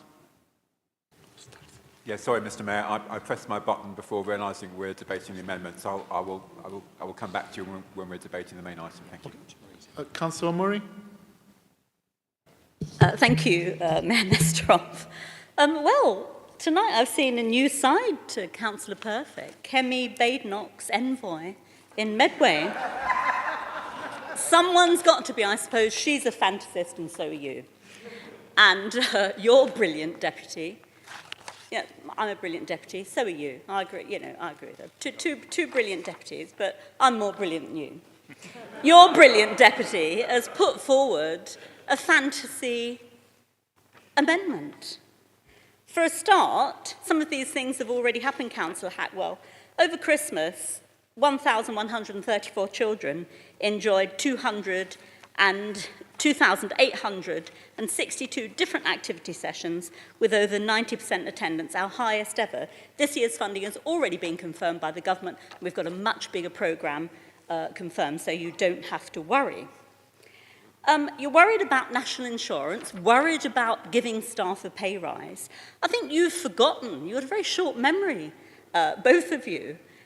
After over a decade of austerity, Liz Truss crashed the economy. That's why our staff need a pay rise. Their mortgages are still rising exponentially.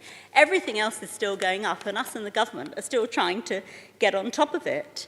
You're going to reduce the staff by 300,000, but we don't know where that's coming from. You're going to delay children's services from being outstanding, even if they're doing well, hold them back to save £1.5 million. This is a complete load of old rubbish. I'm not supporting it, and nobody with any sense will either. Thank you, Councillor Murray. Councillor Joy. Thank you, Mr. Mayor. Despite what Councillor Murray says, we are fully supportive of moving children's services to outstanding, and we fully support all of the team in moving forward and in continuing to improve, as they have been doing before and after the recent Ofsted. what we're actually saying is that we don't know what this authority is going to look like in 2027, when we'll potentially be looking between 2027 and 2028 of the next inspection.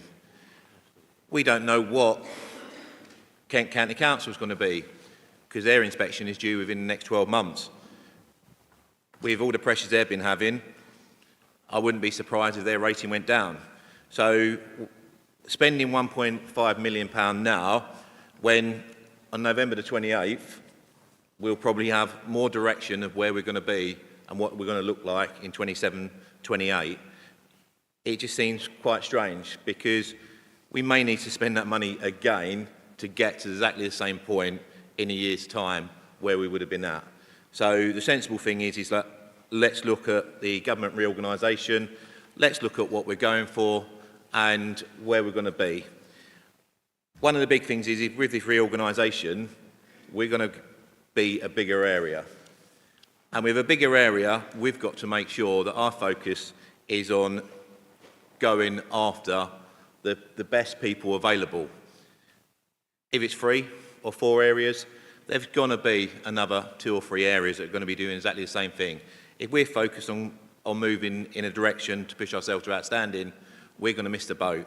We need to ensure that we give the best future for our children, not just now, but forever through the future, whatever Medway will look like. Thank you, Mr. Mayor. Thank you, Councillor Joy. Councillor Curry. I was going to speak on the original. In the original, not Okay. the amendment. Councillor Mayhew, on the original. Okay. Councillor Howcroft-Scott, would you like to speak on the amendment or on the original item?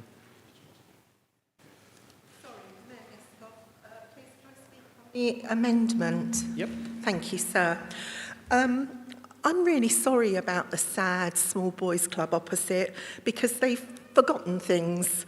And, you know, they probably spend more on their mini cruises than they expected Medway to spend on care for our vulnerable, our disabled people, our elderly people, and anybody that has a stroke. 90% of disabilities occur in life. Watch out, it's not you, because you carved Medway to the bone. And in children's services, let me remind you, you shut an outstanding children's home, and 3 weeks after, we were inadequate. And we had to spend £30 million as a council to get us to good. And you want us to keep our vulnerable children in the Skoda lane while you ride your Bentleys in the fast lane? I do not think so. And let me tell you this as well. How dare you? How dare you, with your fast cars and your lovely suits, want to cull staff who are working hard to make Medway a better place for all of us? How dare you? You are blinkered, sad, and it's no wonder women don't want to join you, because you are boys who don't know the real world. You caused this a decade of austerity, historical cuts. Oh my God, no wonder the Labour government nationally is setting up a COVID inquiry, fraud squad. You're probably going to be investigated, I wouldn't bet. You wouldn't be.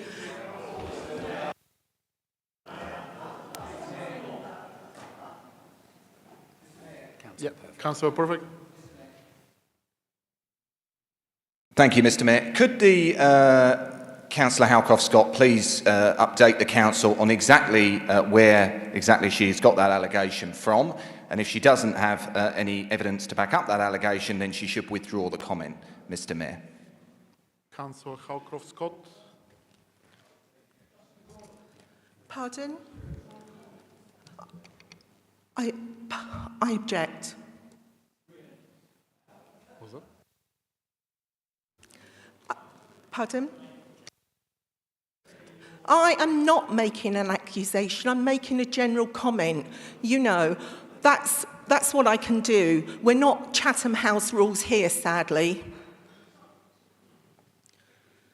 Can I continue? Can you stop the clock while they haggle on about me? Since the Labour government got elected in July, we've had to... Excuse me, Councillor Cowper. We've had to create a child poverty action group. Can we stop? Excuse me, Councillor.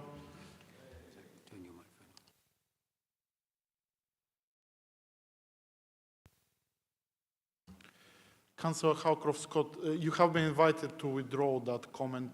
Would you like to withdraw it? I'm sorry, I would not. It's a general comment. They've called me lots of worse things.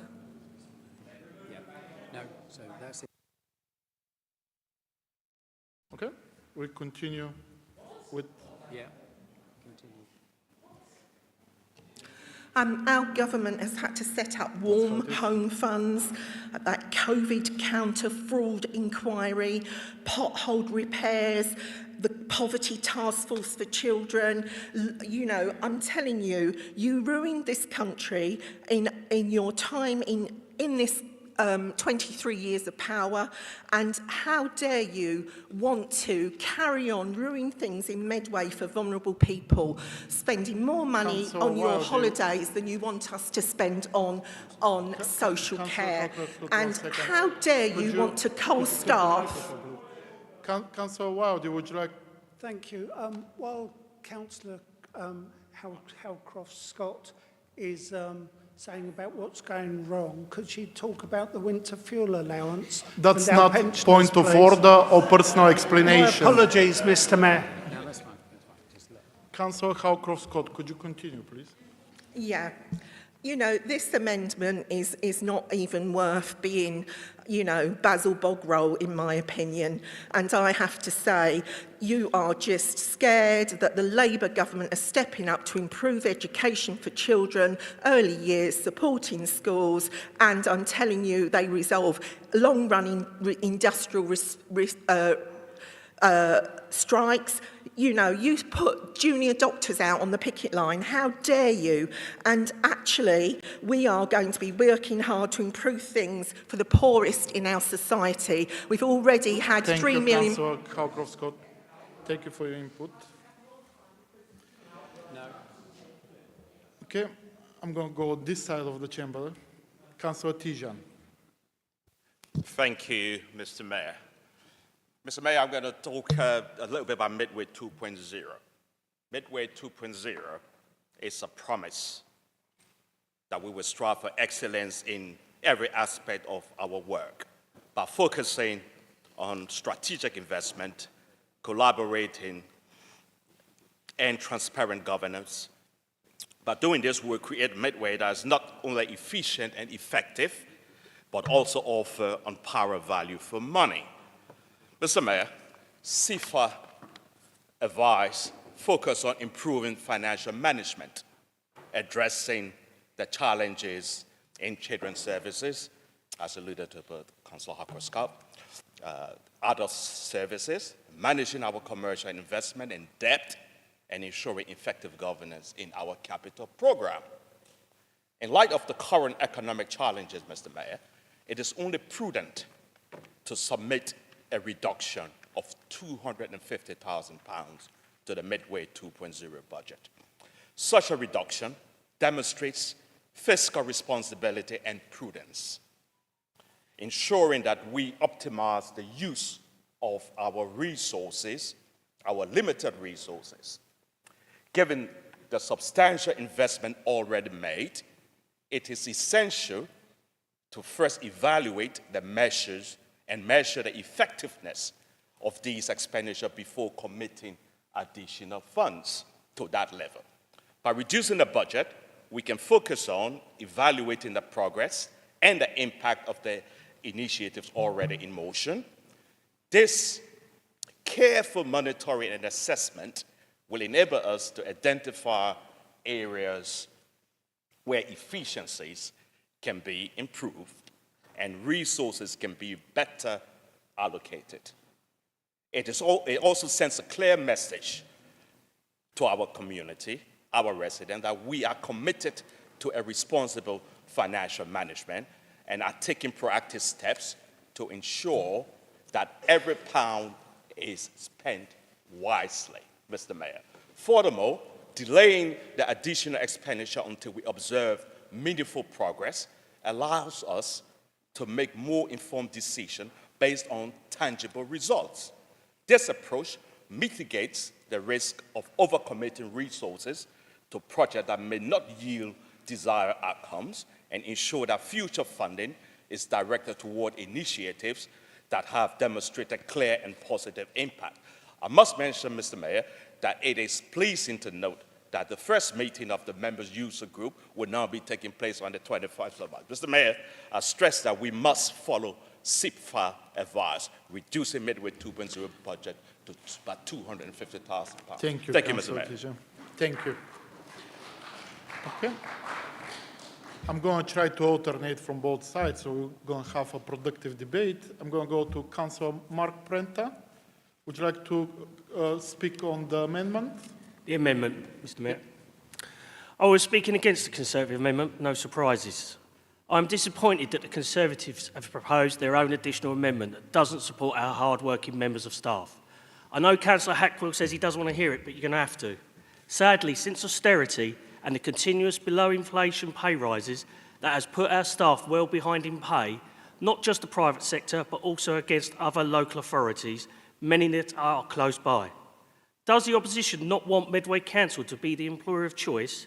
Do the Conservatives not want our staff, where 80% are Medway residents, and of course council taxpayers to Medway, to receive the correct remuneration? Do they not want our staff to be ambitious, aspirational, and seek opportunities while working to provide the services to the community they live in? Do the Conservatives not want our residents to be able to live and work and not have to seek higher paying conditions elsewhere? The opposition have tried to say that we will have to sacrifice council services and our residents will suffer.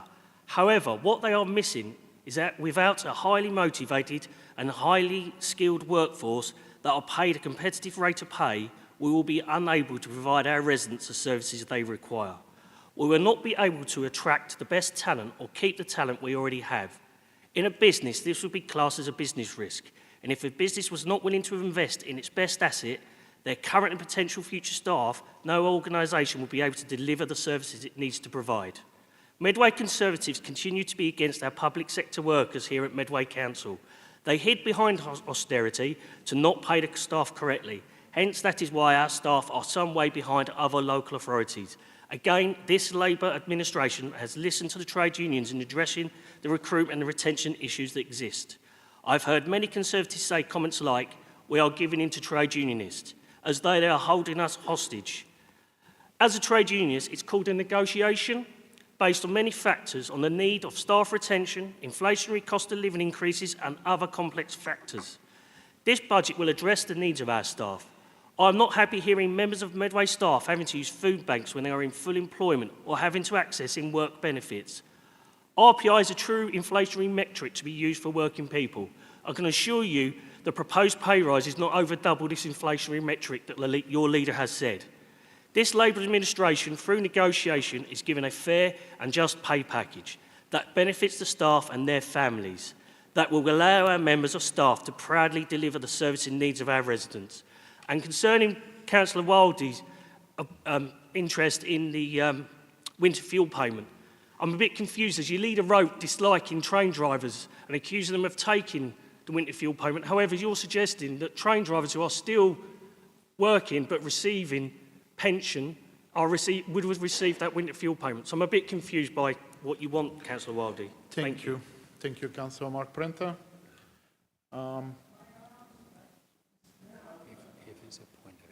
If it's a point of personal explanation. Yeah, there's a question.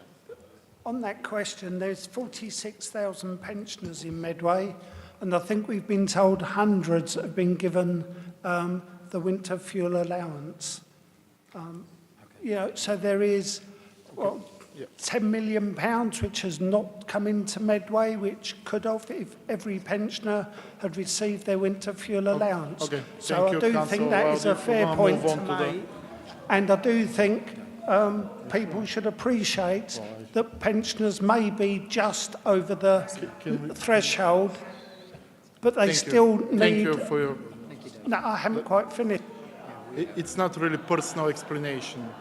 That's it. Thank you. No, we're going to move on. We're going to move on. Councillor Lamas.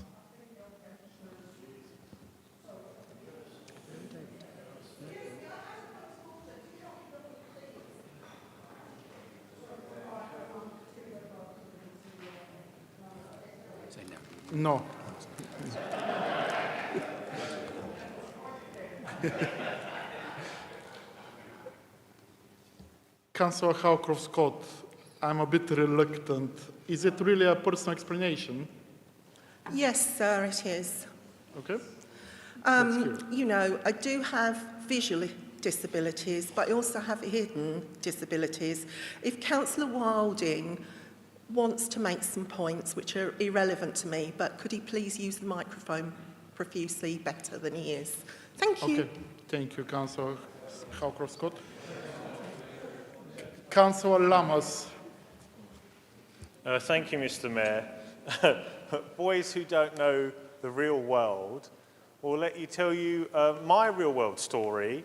My mum, like many people, moved to Medway from London to have a lower cost of living, to enjoy paying cheaper council tax, to have better services, and provide better opportunities for her young family. Unfortunately, she had to divorce my father, and she ran into very short amount of money.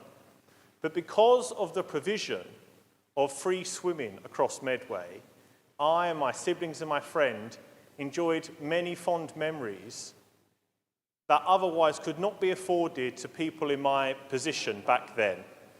This circumstance is still relevant to many families today. The Conservative group, under the excellent leadership of George Perfect, has put together a very considered, very detailed and very comprehensive amendment that's identified £6.5 million worth of saving. Now, given that the Labour group speaks about how they want to be a listening council and how, as part of their package of offer to help increase retention of staff, are offering 50% discounts on annual premier memberships of our legislatures, which include benefits such as dedicated lanes in swimming pools, additional 30% off for swimming, I think it's only befitting, given that we've identified £6.5 million worth of saving that would be the case if the Conservatives were running this administration, that we should agree to spend £53,000 to begin to return those opportunities, those health benefits, and these opportunities to create memories that the poorest children in Medway can afford. I think it's a modest thing to do, and actually if the council was to do it, they would prove there would be a listening council. There would be proof they're listening to the poorest children in Medway, and actually prove that children really do matter in Medway. Thank you. Thank you, Councillor Lamas. Councillor Patterson. Thank you, Mayor Nesterov. Unlike some of my colleagues, I'm grateful for this amendment from the Conservative group, because I think it's an absolutely perfect exposition, if you'll pardon the pun, a perfect exposition of why the people of Medway should never again trust this lot to run the budget of Medway Council into the ground, leaving deficits in revenue budgets which we are still dealing with the consequences of, and which are actually the real reason for many of the decisions which we've had to take. And actually what this shows is an approach that's parochial, petty, short-sighted. We've heard from Councillor Tijan that he wants to reduce the budget of the very programme which will deliver savings, exponential savings further down the line. The forward thinking of Medway 2.0, which is actually putting us on a road to financial sustainability. As usual, Conservatives want to kill the golden goose. They want to cut the thing that is actually got the potential to deliver those savings. And it all stems from a misunderstanding of how we do this budget-making process, what this is all about. This is about protecting services. And That is, income generation rather than cuts to services is a principle that I think the people of Medway will appreciate. And actually what they'll understand is asking some people to pay a little bit more for the things that they choose to do so that we can continue to deliver the services which no one would choose to receive if they didn't absolutely have to. Homelessness services, adult social care, support for children with special educational needs, help for victims of domestic violence. These are the things that the hard decisions are protecting. That's what taking tough decisions is about. It's 20 years of failure by the previous Conservative administration led us to this point, a failure to take those decisions, a failure to think in the long term. So I am absolutely clear that short-termism is a thing of the past. We're on the road to financial sustainability. And this ludicrous document, this petty list of wishes for Rainham councillors to get 30 minutes of free parking, absolutely exposes them for what they are. They're not worthy of forming an administration. They're a tired rump of a former failed administration. They've forgotten the cognitive dissonance is off the scale. The failure to atone for, to apologise for the deficit that they left the people of Medway. They should be ashamed. They should be ashamed. Members, can we please not interrupt another member while they are speaking? Please. It was an interruption. Moving on, Councillor Spalding. Thank you, Mr. Mayor. I look at the budget and I look at the amendment, and I note there are increases for staff and increases for councillors. I will shamelessly take that extra money because, as many members know, I'm very much an out there, in your face, get on with it, get down and dirty with the council officers and my constituencies in a very wide rural area. There is always a set of PPE in the back of my car in case we get called out for something. I will quite happily take that. And the reason we need to have increases for the staff is one of the things that's so frustrating is I go out and spend a lot of time out in All Saints on the peninsula, and it is very frustrating to go to a meeting with council officers and find someone's left or someone's been replaced, and you lose that continuity. Therefore, anything that ensures that we can retain and recruit and enhance our staff has to be broadly welcomed, in my opinion. And I'm reminded, looking at this, of two things in the past. First off, parking charges go up every year, regardless of the administration. And when I was working with that irrepressible character, the late Councillor Pendergast, and we sat down with the budget under the Conservative administration, proportionally, we actually worked it out, it was cheaper to park your boat in Medway than it was to park your car. Similarly, I'm reminded of Councillor Maple in opposition when he presented such an amendment in relation to Medway matters. And he suggested that there were better things you could spend the money on. And yet here we are, he's in power. Not as he kept Medway Matters. We now have Medway Matters Live. We have 1 Minute Medway, which is subject to some rather interesting inflation because it rarely lasts 1 minute, usually 2 minutes, 2.5 minutes or so. So it's all very well for both sides to be taking cheap shots at each other, but sometimes you do actually have to stand back and think, actually, that's quite a good bit. That's not. We could do better. And, you know, I do like to be fair. I'm a referee. I may have mentioned it before. But there we go. Both sides are neither blameless, but both sides could be a lot more positive. Thank you, Mr. Mayor. Thank you, Councillor Spalding. For your input, Councillor Coombs. Thank you very much. First off, I would like to just come back on a comment that Councillor Lammas made regarding free swimming. Of course, it's important, and of course, it's a life skill. I will remind everyone that primary-age children get free swimming during term time as part of the curriculum. So it's not something that's ruled out for primary-age children, and this has been the case for many, many years. I do just want to come back to the line in the amendment which mentions the delay in children's services aiming for outstanding. Children do matter in Medway. You said it yourself, Councillor Lammas, but not so much, I feel, for the Conservative group. We've been here before.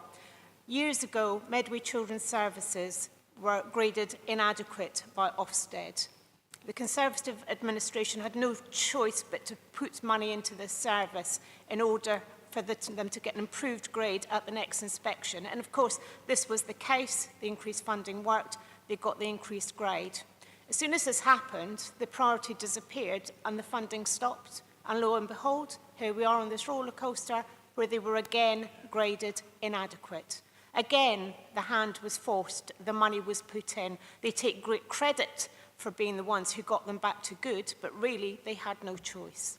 We're really proud that we got to good, and we are ambitious for our most vulnerable children. Yeah. We are all corporate parents. We all have a responsibility to keep our children safe.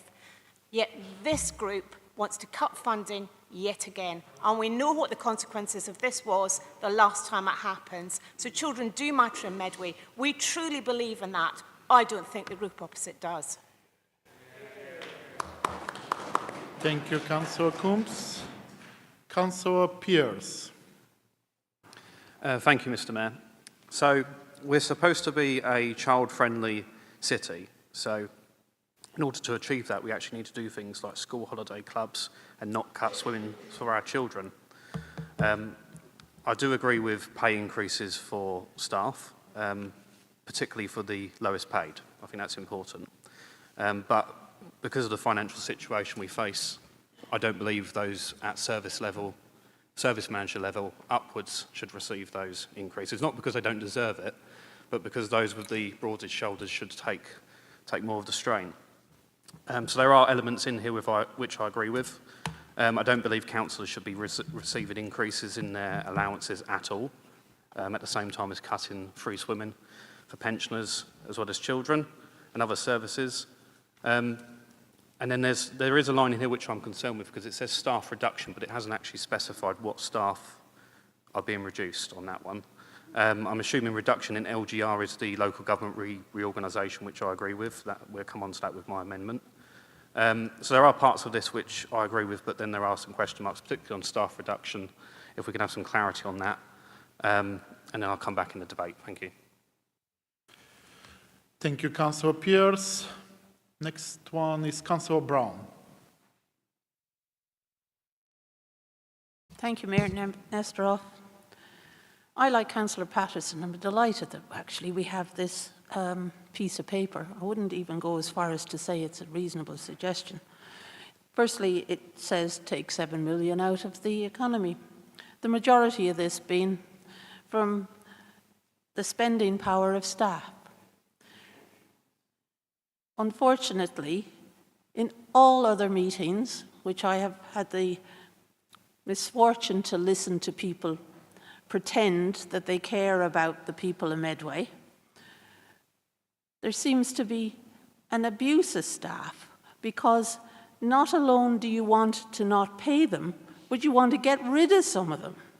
And you're the very people who sat in overview and scrutiny meetings and said, I can't get hold of staff when I want to.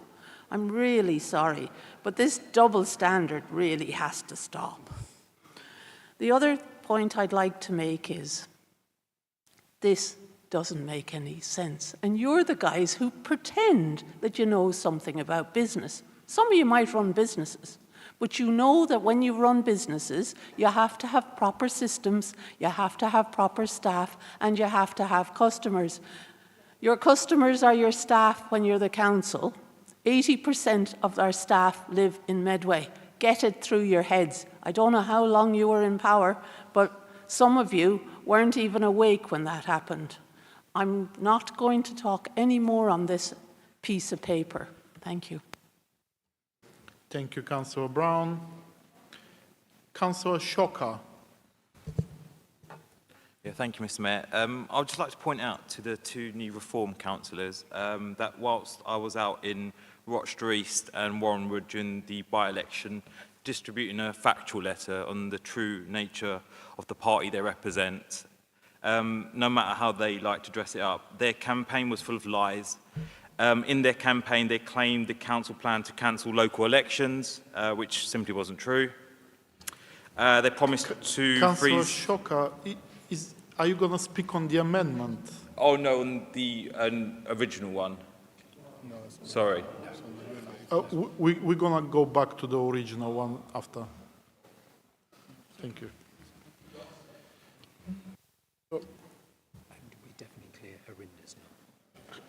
Councillor Mayhew, do you want to speak on the amendment or on the original? Because your mic is still... Yeah. Okay, so Councillor Warrens, back to you. Thank you, Mr. Mayor. God, that was painful.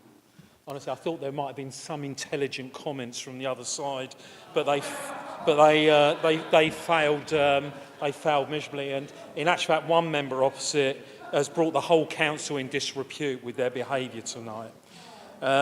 Councillor Murray, I always enjoy your little quips. It lightens the mood, but you added no value to the debate whatsoever. Councillor Prenter, if I ran my business like the council runs it, I would be bust.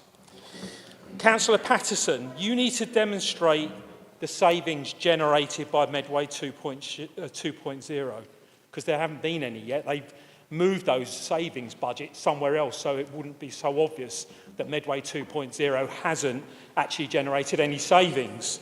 And in actual fact, Councillor Patterson, just to remind you, the last Conservative administration left a £16 million reserve. You wiped £6 million of that out in the first year, down to £10 million. It is barely enough reserves at the moment. And Councillor Patterson, if you'd actually read the amendment, most of what you talked about was just rubbish. I'm really sorry. In actual fact, you are part of the current failing administration, and you should acknowledge that point. Councillor Spalding, we might be able to pay our staff a bit more if everyone actually paid their council tax. I just make that comment generally. And Councillor Coons, Councillor Coons... Councillor Spalding has a point of order. Councillor Spalding? As I went to great pains to explain, Councillor Lawrence, when I made my declaration, the situation is not of my making. I was forced to take that accommodation because I was facing homelessness. And under this Conservative-run administration, was there a home or a room or anything else for me and my little cat? No, there wasn't. The situation is something we are trying to resolve. It is not of my making, and believe me, if I could have sorted it out, I would have done. The responsibility for my council tax is in fact my landlord. So I will invite you to apologise for that comment. Thank you, Mr. Mayor. Councillor Warren. Mr. Mayor, I simply point out there's £29 million worth of uncollected council tax in this borough. If everyone paid their council tax, we could actually pay our staff more money. Thank you. Councillor Coons, actual fact, free swimming for primary school children only happens in certain years for a very short period of time. Our proposal actually gives children free swimming Monday to Friday up to the age of 11 during term time.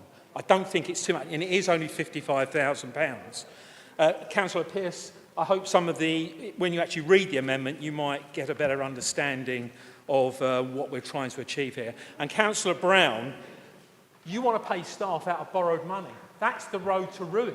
We'd like to pay the staff 5%, but it's all borrowed money. Mr. Mayor, the Conservative Group amendment is designed to bring us back into a sensible financial position, reducing the borrowing from 18 million down to 11 million. Our amendment still allows for increases in staff salaries on top of Medway changes. We continue to push for new spending that will promote the things I've already talked about. We also want to support our small businesses in secondary shopping areas who are struggling under the weight of the increase in taxes and business rate imposed upon them by this useless government. Mr. Mayor, I am delighted to move the amendment, and I urge all members to support the amendment tonight.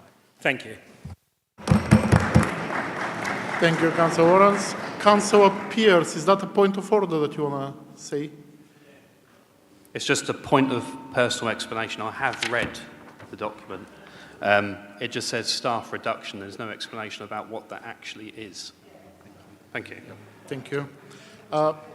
So we're going back to the original proposal of the amendment. Councillor Hackwell. Thank you, Mr. Mayor. Just a few points that came up in the debate. Yes, we have put in that we need to reduce staff by 38 people. I just go back, as I said in my introduction speech, since 2020, we've increased the number of staff by over 500 people. There must be some fact in that system somewhere. Just have a look, and everybody have a hard look. We talk about must give the staff a 5% pay rise. We need to retain them. Do you know how many locums we had on the 1st of April last year? 181. Do you know how many locums we've got today? 230. Well done. Yeah, I don't see how paying the staff is reducing the locums. Yeah, you promised. Yeah. We talk about cutting funds for children's services. We're not proposing to cut funds. We're just saying we won't want to give them any more. No increase. We need to obviously fund them. And we heard that car parking goes up every year. In our administration, car parking went up once in the last 4 years. In fact, I'd say it again, at COVID, it was 20 pence to park for half an hour. It's now going to be proposed £1.90, a 950% increase in 5 years. How can that be justified? 950% increase in 5 years. So I urge everybody tonight to vote for this amendment, which brings some sense back into the chamber, trying to save some of the 40 million that this administration is trying to borrow, that will saddle not just the next generation, but the generation after that with paying it back. We just simply can't afford this budget. Thank you. Thank you, Councillor Hackwell. And we are going back to the proposal of the original motion. Councillor Maple. Thank you, Mayor Nesterov. Are we on?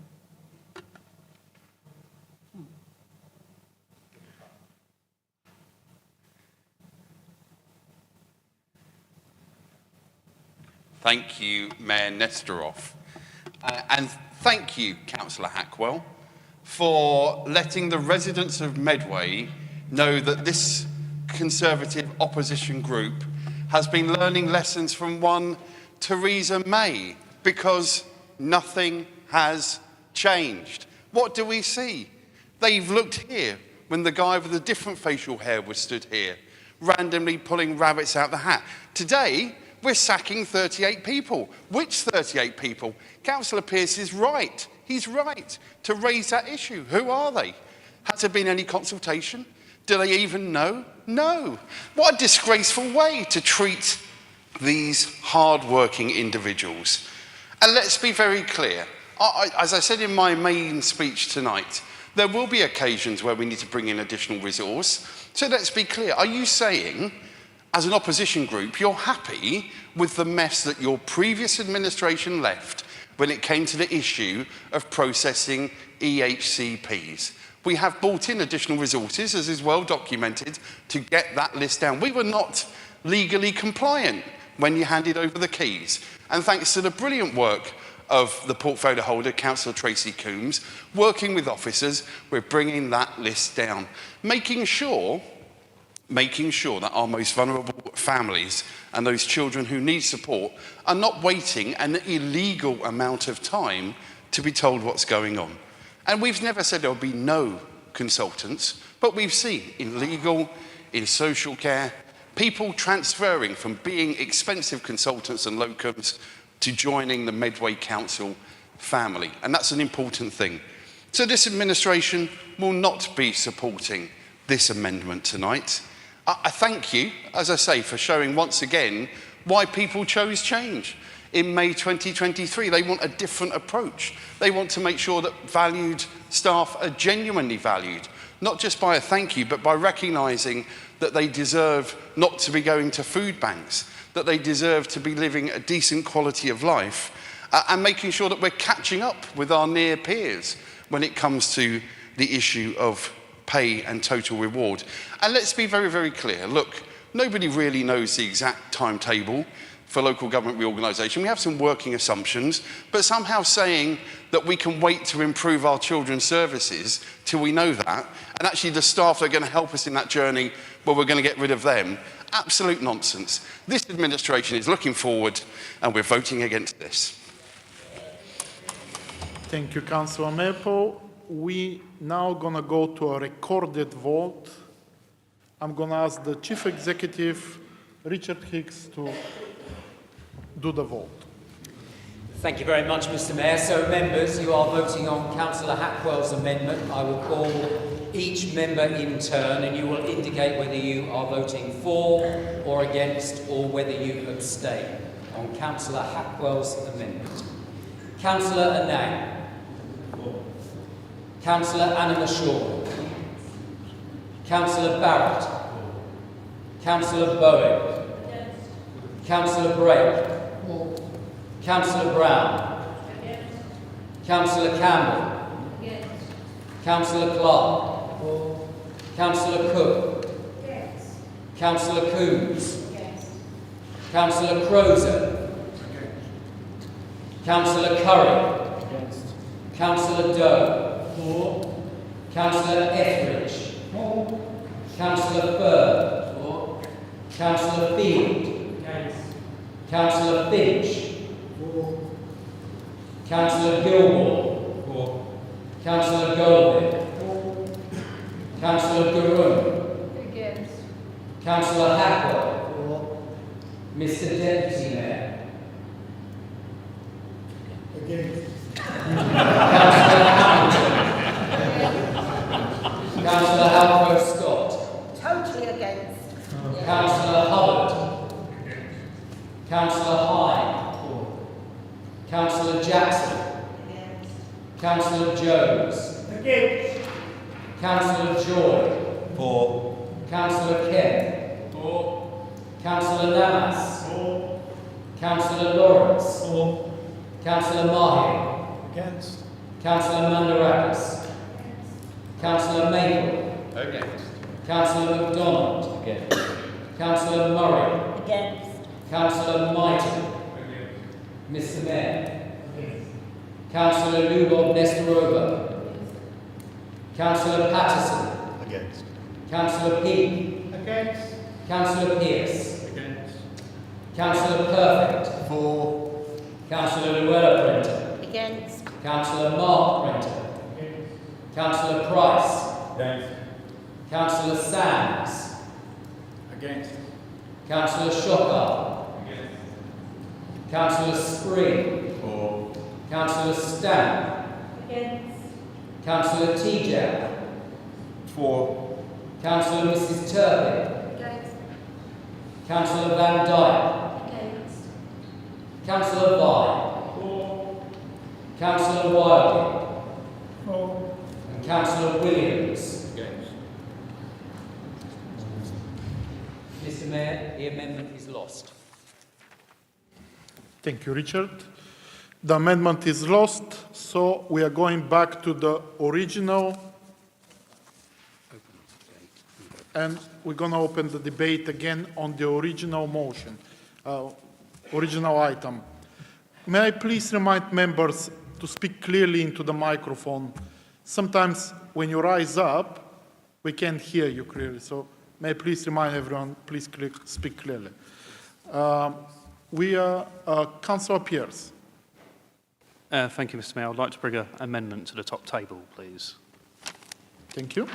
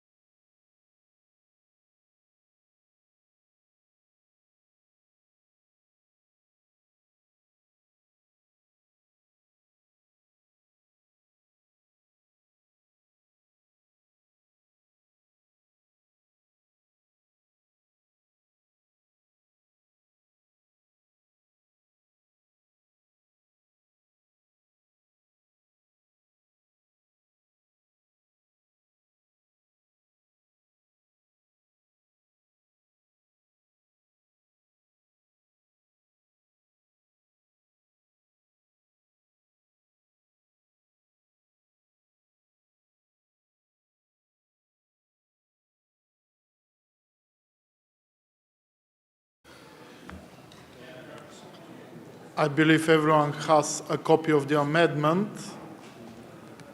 So we're going to go to Councillor Pearce to introduce it. Councillor Pearce. Thank you, Mr. Mayor. First of all, I'd like to thank officers who have spent time on helping to put this amendment together.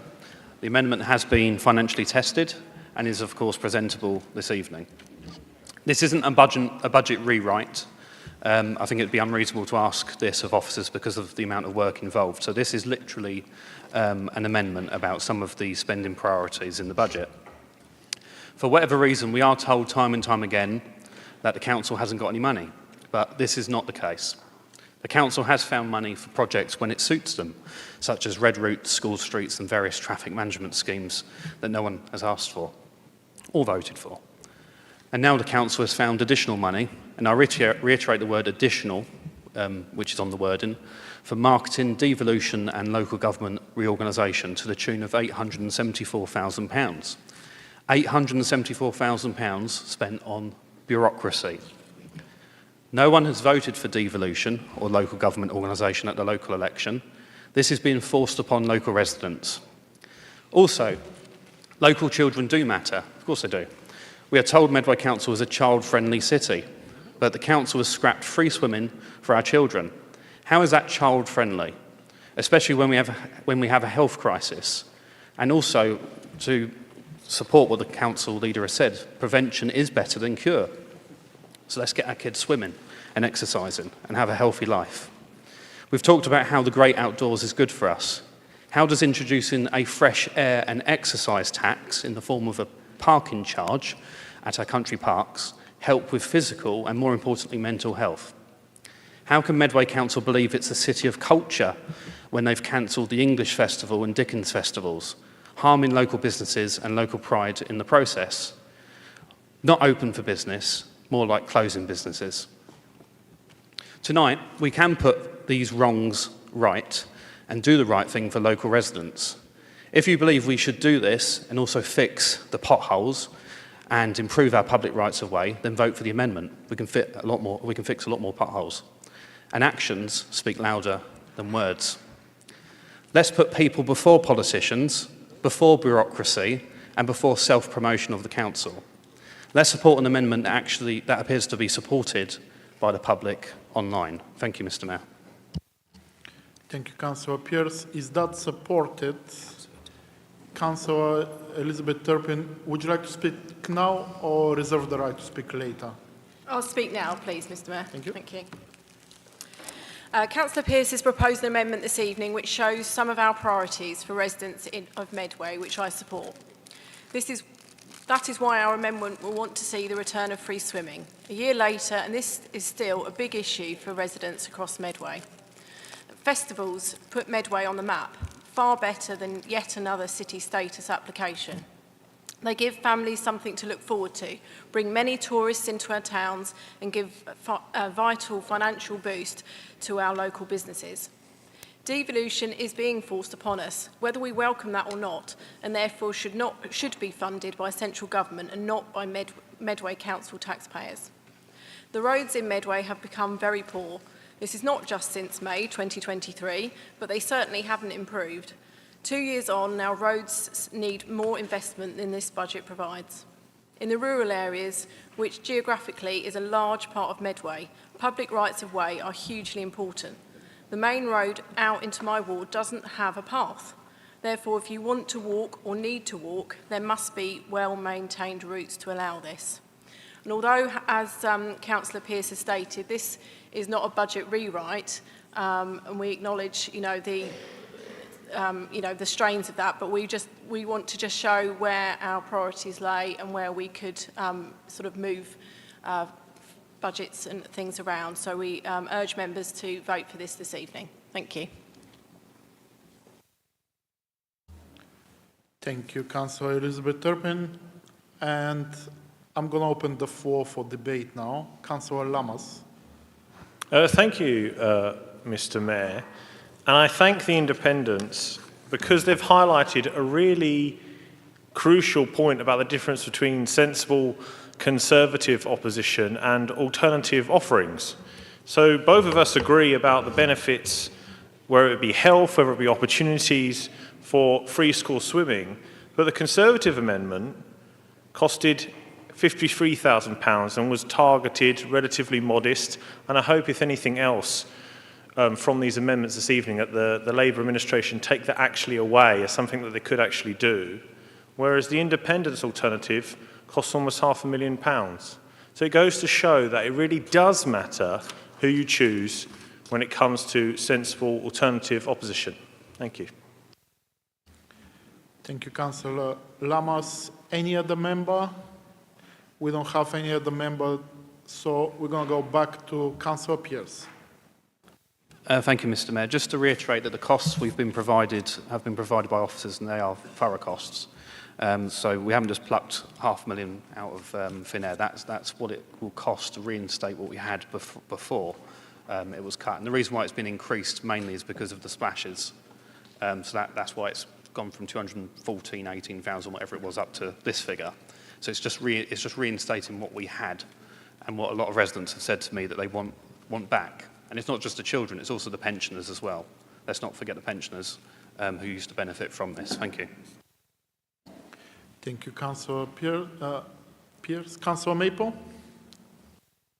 Thank you. Hold fire. Oh, we're good, we're good. I'll come off this at the end of this item, don't worry. Thank you, Councillor Pearce, for your amendment. Again, it's important for democracy, and I absolutely recognise the first couple of sentences. It's impossible from any point of position of opposition to be able to put forward a full alternative budget, despite what some people may have said here before, because frankly, we are at, in some parts of the council, not the level of resources that any of us would like. So I'll move to the substance of your amendment, and of course, well-meaning, as most amendments are, apart from sacking staff without telling anybody. Most other amendments are reasonable, but and this might be something. Let me help you with this. Building a budget is a bit like building a house. Now I know that's not one of your most favourite things, but let me try and talk you through it. So, of course, if you were to remove that £424,000 of additional marketing support to meet objectives and income targets, the money being spent at the Corn Exchange, the money being spent at our brilliant leisure facilities, the money being spent in our high streets and town centres would reduce. And that would put additional financial pressures onto this council and to council taxpayers. And let's be very, very clear as well. On your second proposed removal, this council supported this less than 6 weeks ago in this very chamber. We didn't take a recorded vote because I thought there was general consensus recognising LGR is coming. Our staff, the particularly senior staff who will be at the front line of some of this critical detailed work, have already got a huge day job to do. So we may need some additional short-term resource to support that. So if we don't have that, that will lead to greater levels of delays, not because council officers don't care passionately about the day job. We have got a massive set of challenges to work through. And you're right, this wasn't the making of people in this chamber, but we're having to professionally deal with that. So respectfully, we won't be supporting this amendment because we want to make sure we hit the income targets, and we want to make sure we play our part in making sure that we put the loudest possible message that this council, I believe, wants 4 unitary authorities. Of course, some may propose 5, which would be 4 plus the Hoo Peninsula as a separate unitary authority. That might be a proposal, but we'll need council officers to look at that. So respectfully, we will be opposing this amendment. Thank you, Mayor Nesterov. Thank you, Councillor Maple. And as before, we're going to now have a recorded vote on the amendment. I'm going to call on the CEO. Thank you very much, Mr. Mayor. So, members, you are now voting on Councillor Pearce's amendment, and I will call each member in turn. You will indicate whether you are voting for or against, or whether you are abstaining on Councillor Pearce's amendment. Councillor Annan. Councillor Annan Shaw. Councillor Barrett. Councillor Bowen. Against. Councillor Gray. Councillor Brown. Sorry, I missed that. Councillor Brown. Against. Councillor Campbell. Against. Councillor Clark. Councillor Cook. Against. Councillor Coombs. Against. Councillor Croser. For. Councillor Curran. Against. Councillor Doe. Against. Councillor Etheridge. Against. Councillor Byrne. Against. Councillor Field. Against. Councillor Finch. For. Councillor Gilmore. Against. Councillor Golding. Against. Councillor Garoon. Against. Councillor Hackwell. Against. Mr Deputy Mayor. Councillor Hamilton. Against. Councillor Halcrow Scott. Against. Councillor Hubbard. Against. Councillor Hine. Against. Councillor Jackson. Councillor Jones. Against. Councillor Joy. Against. Councillor Kemp. Against. Councillor Lance. Against. Councillor Lawrence. Against. Councillor Mahir. Against. Councillor Mandarakis. Councillor Maple. Against. Councillor MacDonald. Against. Councillor Murray. Against. Councillor Mighton. Mr Mayor. Councillor Lubov Nestorova. Councillor Patterson. Against. Councillor Peake. Against. Councillor Pearce. Councillor Perfect. Against. Councillor Llewellyn Prenter. Against. Councillor Mark Prenter. Against. Councillor Price. Against. Councillor Sands. For. Councillor Shocker. Against.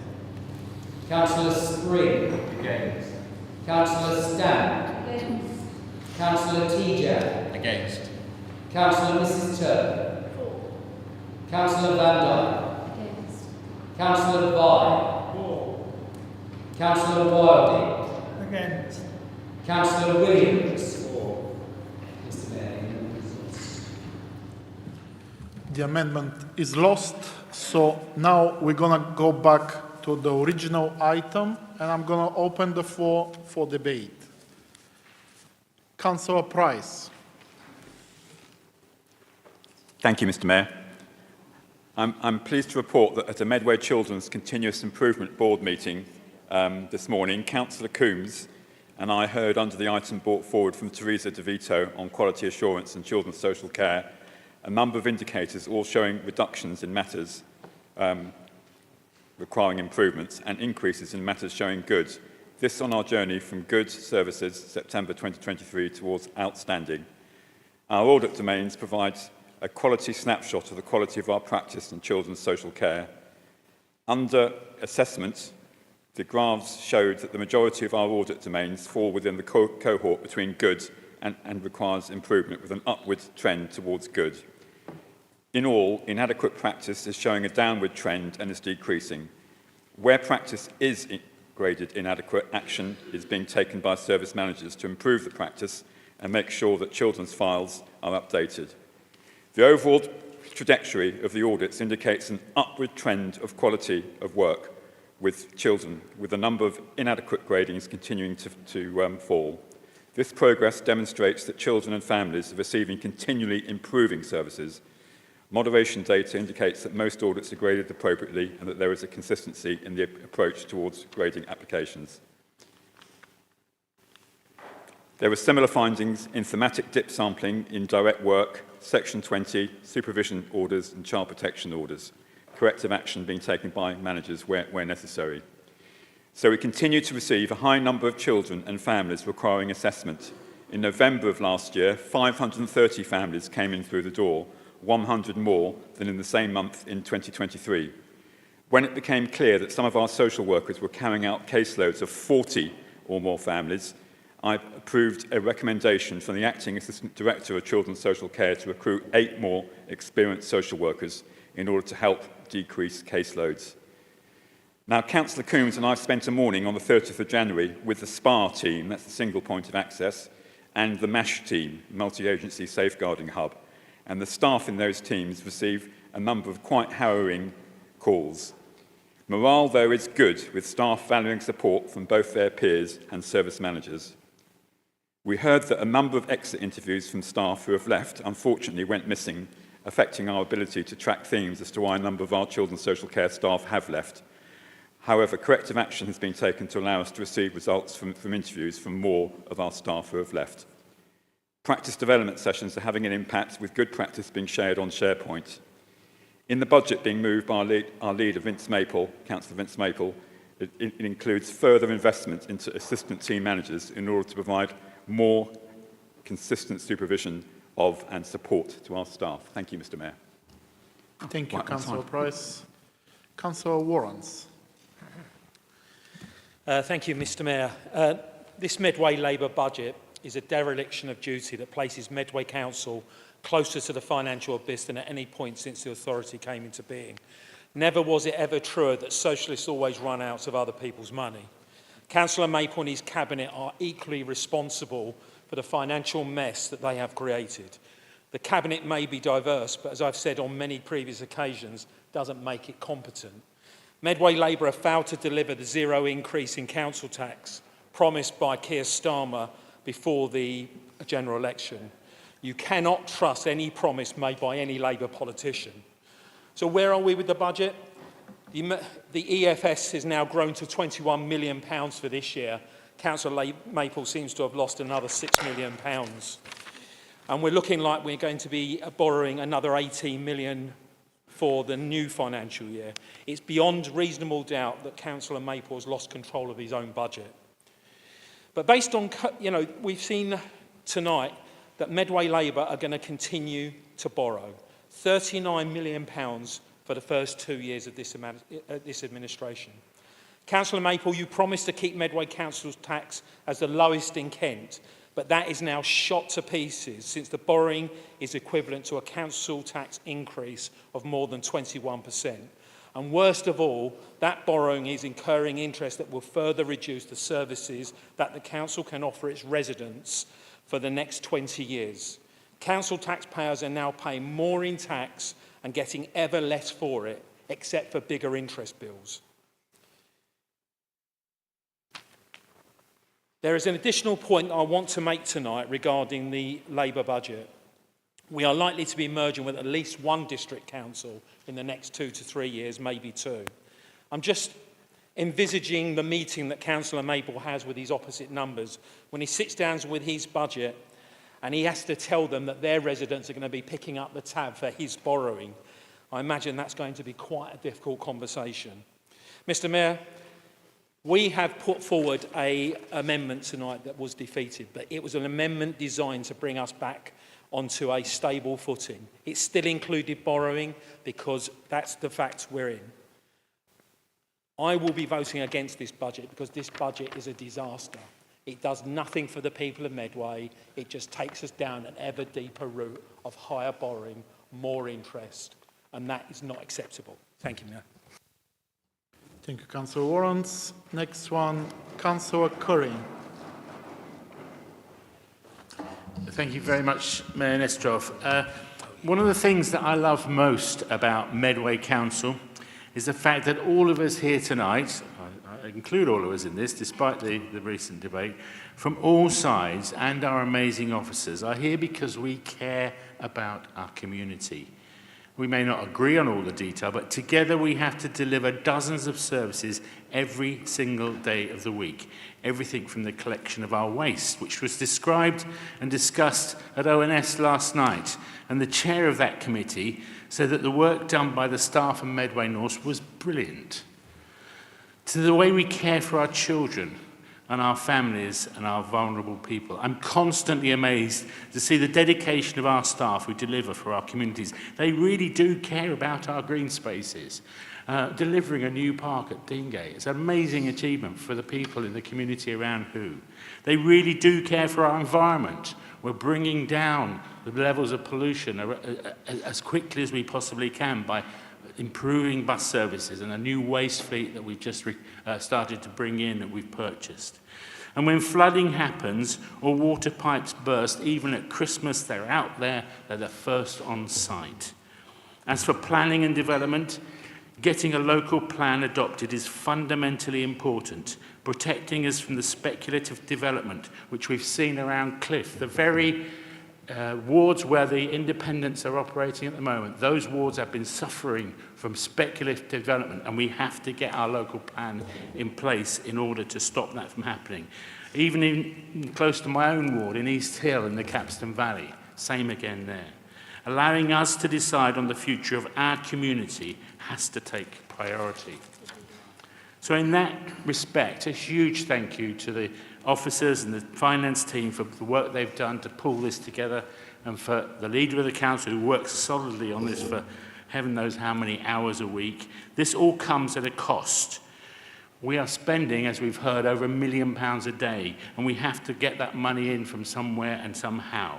And as the leader of the council discovered, we've done our sums. We have the support of government, and we are delivering. So I urge everyone here tonight to support this budget and allow us to continue to deliver for the community of Medway. Thank you, Councillor Curry. Councillor Govin. Thank you, Mr. Mayor. During the general election, Sir Keir Starmer and Rachel from Accounts, otherwise known as the Chancellor of the Exchequer, promised that their #1 priority would be growth. Well, they've certainly kept that promise, haven't they? We have had massive growth in taxation. We have had massive growth in debt. And we will soon have massive growth in unemployment as companies lay off staff to cut costs due to the misguided Councillor increase Hamilton, in national insurance. Personal point of explanation or point of order? Yep.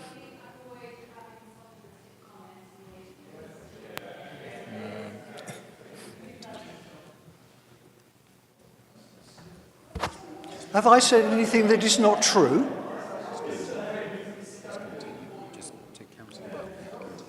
Yeah. Can you please continue, Councillor Govin? Thank you, Mr. Mayor. As I was saying, the one thing that is not growing well is the British economy. And there's growing evidence for that. There's growing evidence not just on the pages of the Daily Telegraph. It's interesting, according to the House of Commons Library Economic Update published on the 31st of January 2025, it states, weak growth likely for early 2025. Surveys of businesses show a combination of weak activity and deteriorating sentiment. For instance, the Lloyds Bank Sector Tractor reported that economic output contracted in 11 of the 14 sectors it covered in December. The S&P Global Purchasing Managers Index showed slowing growth in business activity. Companies expect that their output will fall between January and April. Everywhere you look, it's not good news. This downturn in economic growth is now affecting the government's tax take. Last year, the OBR predicted that the surplus in January would be 20.5 billion. It turned out to be 15.4 billion. This will have a consequence for us here in Medway. The huge amounts of money borrowed by this Labour Council will be a drain on our finances for generations, as colleagues of mine have mentioned already this evening. Also, because of the government's activities, the interest rates that will have to be paid on that debt, particularly on the 10-year gilt stocks that finance the Public Works Loan Board that the council will be borrowing from, those will be higher because of the consequence of the government and this Labour Council's actions. This evening's budget is only made to balance because of all these borrowings. This is flying in the face of the government's fiscal rules, where the Chancellor Executive said that she would only borrow to invest, not for day-to-day expenditure. Well, this is exactly what we're doing tonight. We are passing a budget that is covering day-to-day expenditure. And how this helps to get debt falling as a share of national income by 2029, 2030. Thank you, Councillor Govin. Thank you very much. Your time is up. Moving on, Councillor Mayhew. Thank you, Mayor Nestorov, and huge thanks to our hard-working officers and for our leadership for getting us to this point and getting the budget over the line. But I would like to say to the members opposite, can we just all save some time here? No one needs a 1 a.m. special. I'm pleading with everyone. So the faster that we all get to the point where we all just admit to ourselves that this financial picture is happening to councils up and down the country, yes, including in neighbouring councils, all right, of all stripes and of all colours. We've had 14 years of austerity and there are inflationary pressures running rampant across the globe. And Councillor Golvin, if I heard him correctly, the S&P 500 are all US-based companies. I have no idea why that's relevant other than making the point that I just made, that it's a global phenomenon that we're facing. Instead, we're sitting here actually pretending that 20 pence parking won't lead to a council loss. That is absurd. It is absolutely patently absurd. I mean, it costs more for a chocolate Freddo nowadays. It's such an unrealistic world and financial view. We can also pretend that devolution and reorganisation isn't happening and then propose to remove that resource to get us through that. But in the real world, it is happening. So we have to deal with it and it has to be resourced. This budget, however, while dealing with all the issues that we're talking about and mentioned and taking decisions that were needed a long, long time ago, is still incredibly ambitious. Look, and I recognise that everyone in this chamber wants the best for Medway, and I hope, truly hope, that we'll see support from across the divide for the commitment on regeneration and economic development in the budget.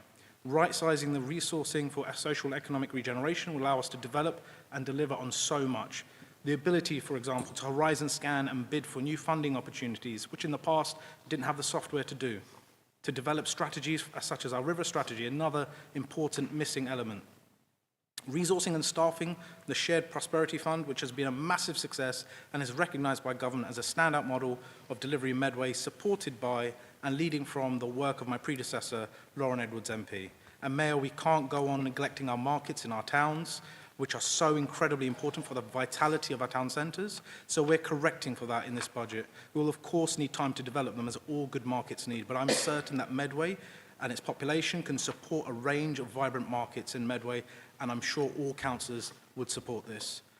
And this work to our town centres is supported by a model of delivery by Gillingham and Rainham MP, Nashaba Khan, who, in driving forward, Love Gillingham, and the Gillingham Task Force is putting the focus back on our neglected town centres and high streets.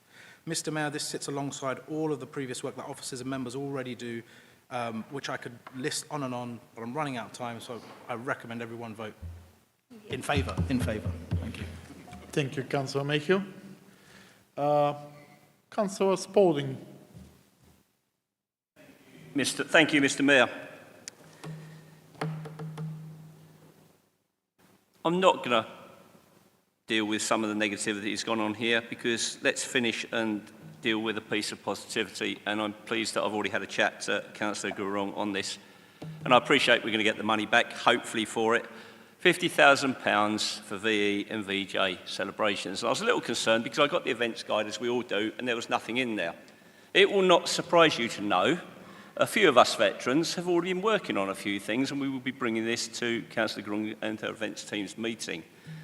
And I was very grateful, even though Councillor Maple and the Labour Group didn't appreciate the wording, that they all supported my motion, because by bringing this money in, you will be giving us the opportunity not to just do something that everyone will say is good. You will give us the opportunity, working with the council officers, the portfolio holder, to provide something that is exceptional, that is amazing, and that is outstanding, and that will make Medway incredibly proud and passionate, particularly about its military history. Bearing in mind, for many people, this will be the last celebration of these events that they enjoy.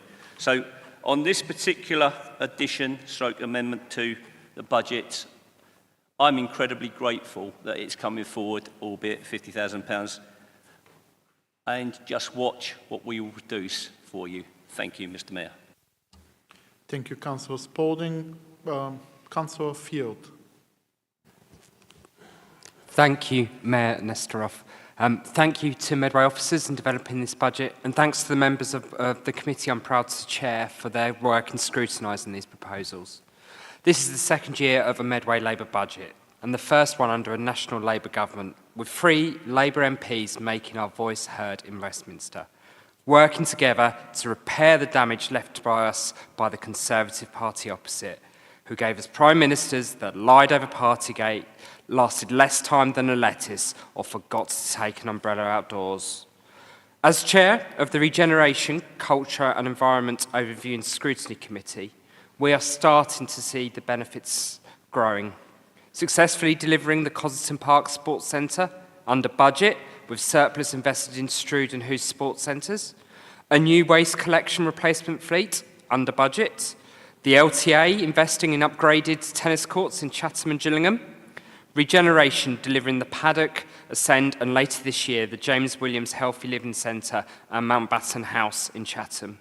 Gillingham Task Force engaging the community with action taken against litterers, investment in the Corn Exchange, new homes to be built in my ward on the old Civic Centre site, community conversations starting on a vision for Rainham Town Centre, and new parks to be delivered at Deangate and Temple Manor. National Government are also chipping in next year. £5 million for potholes, £3.9 million for buses, over £500,000 for cycling and walking improvements, and over £3 million to prevent homelessness. All boosts in real terms to support our priorities, working together to deal with the challenges that need to be solved. Over the next year, we will go on and fix one of the biggest problems we have locally. At last, we will get on with delivering a local plan. 22 years without a local plan. Getting on with resolving the issues that matter to thousands that suffer from the ills of inadequate housing, including 818 Medway children in temporary housing. Not sitting on the sidelines, carping saying never in my backyard. Making a real difference. Getting on with making the decisions needed to repair the foundations. Providing hope. That's what Medway needs. Labour making the first steps nationally and locally on bringing positive change for Medway residents. Mr Mayor, I support this budget. Thank you, Councillor Field. Councillor Kemp. Sorry. Thank you, Mr Mayor.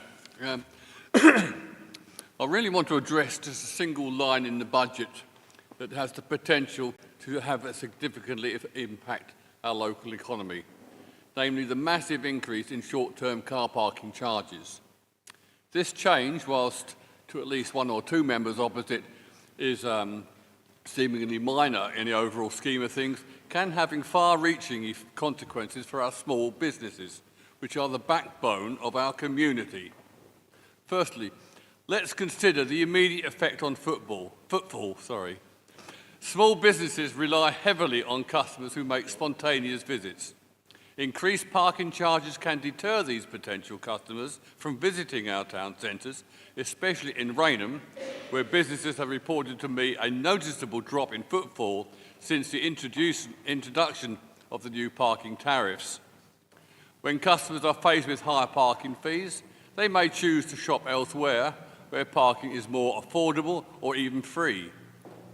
It cannot escape your notice that not too many years ago, the cost of parking for 30 minutes in Rainham was 20 pence. It is now £1.90. This must run counter to your stated ambition to regenerate the centre of Rainham. Some hopes. Secondly, the financial burden on small businesses cannot be overlooked. Many small business owners operate on a thin profit margin. The additional cost of parking can discourage customers from making frequent visits, leading to declining sales. It has been reported elsewhere that concerns have been raised about the long-term impact of parking charges on small businesses, with fears that the reduced footfall could force some to close their doors. You've only got to walk around Rainham Precinct to see the effect of that. And this would not only affect the business owners, but also employees who depend on these jobs for their livelihoods. So much for the council's claim to be a friend of local businesses.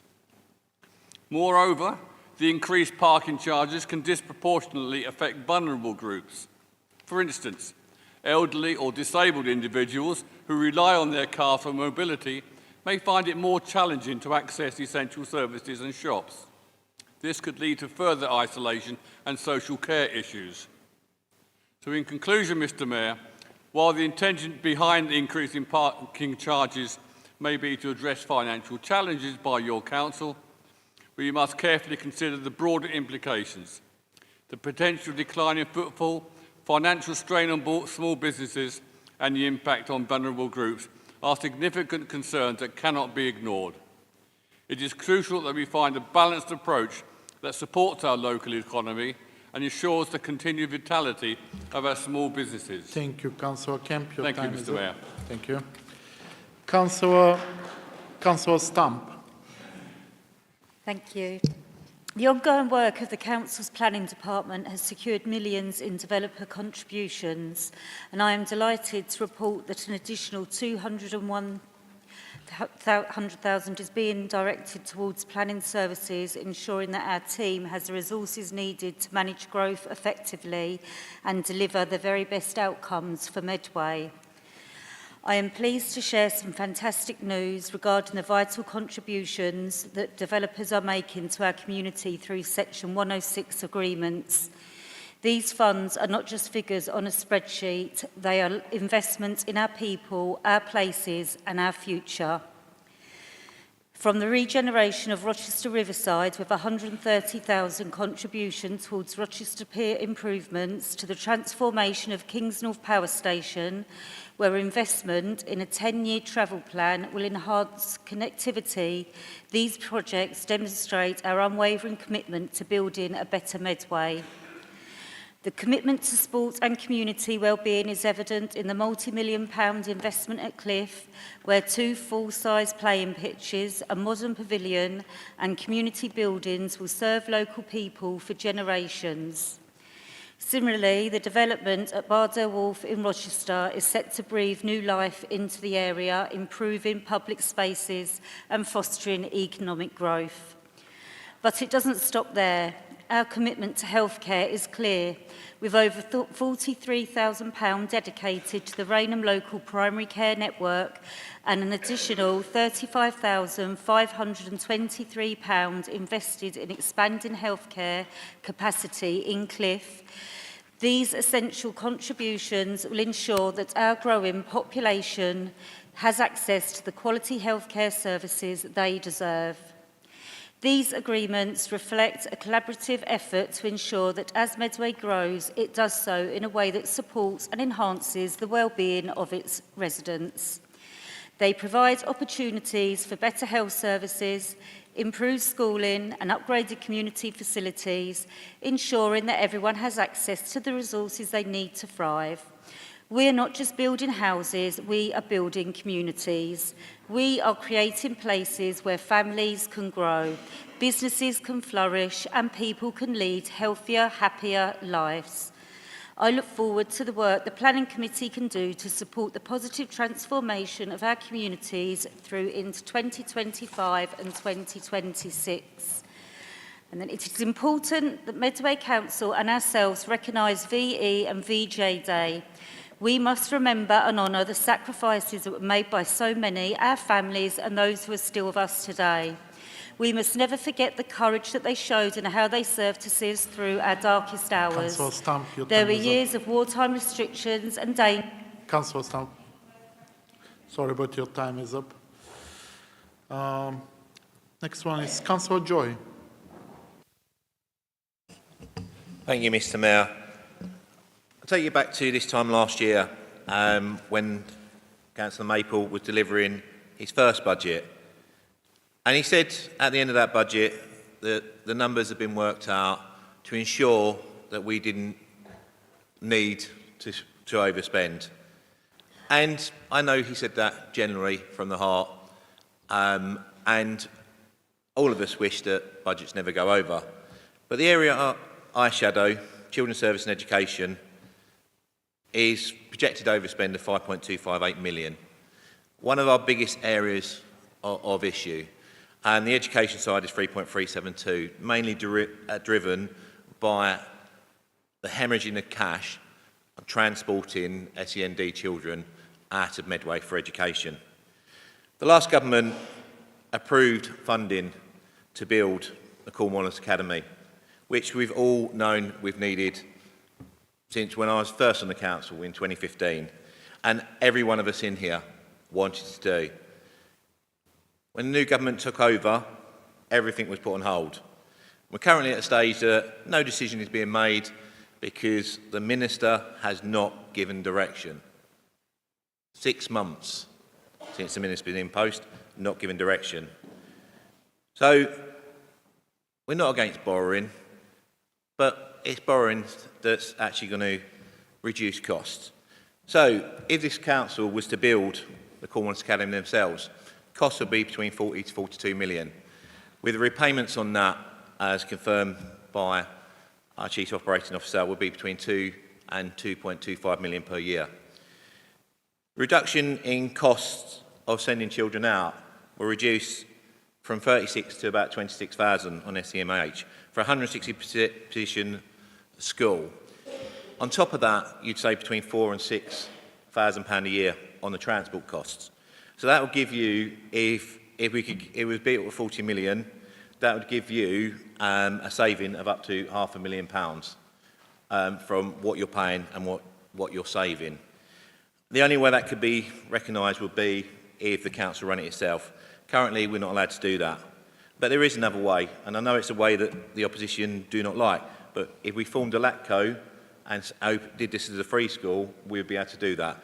Ideally, the government will actually get off the Minister will get off his arse, sorry for the language, and give the money to actually build this school.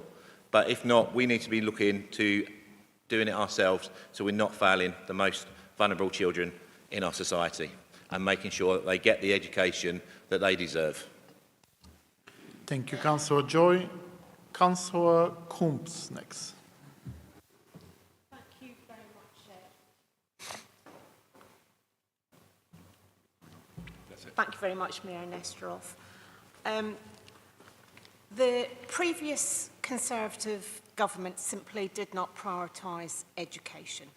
And perhaps the most visible sign of this, sign of their lack of seriousness, was the revolving door of 5 education secretaries in the space of 2 years. My colleague, Councillor Field, referenced Liz Truss, who didn't manage to outlast her letter. So I give you Michelle Donnellan 2 days in the job.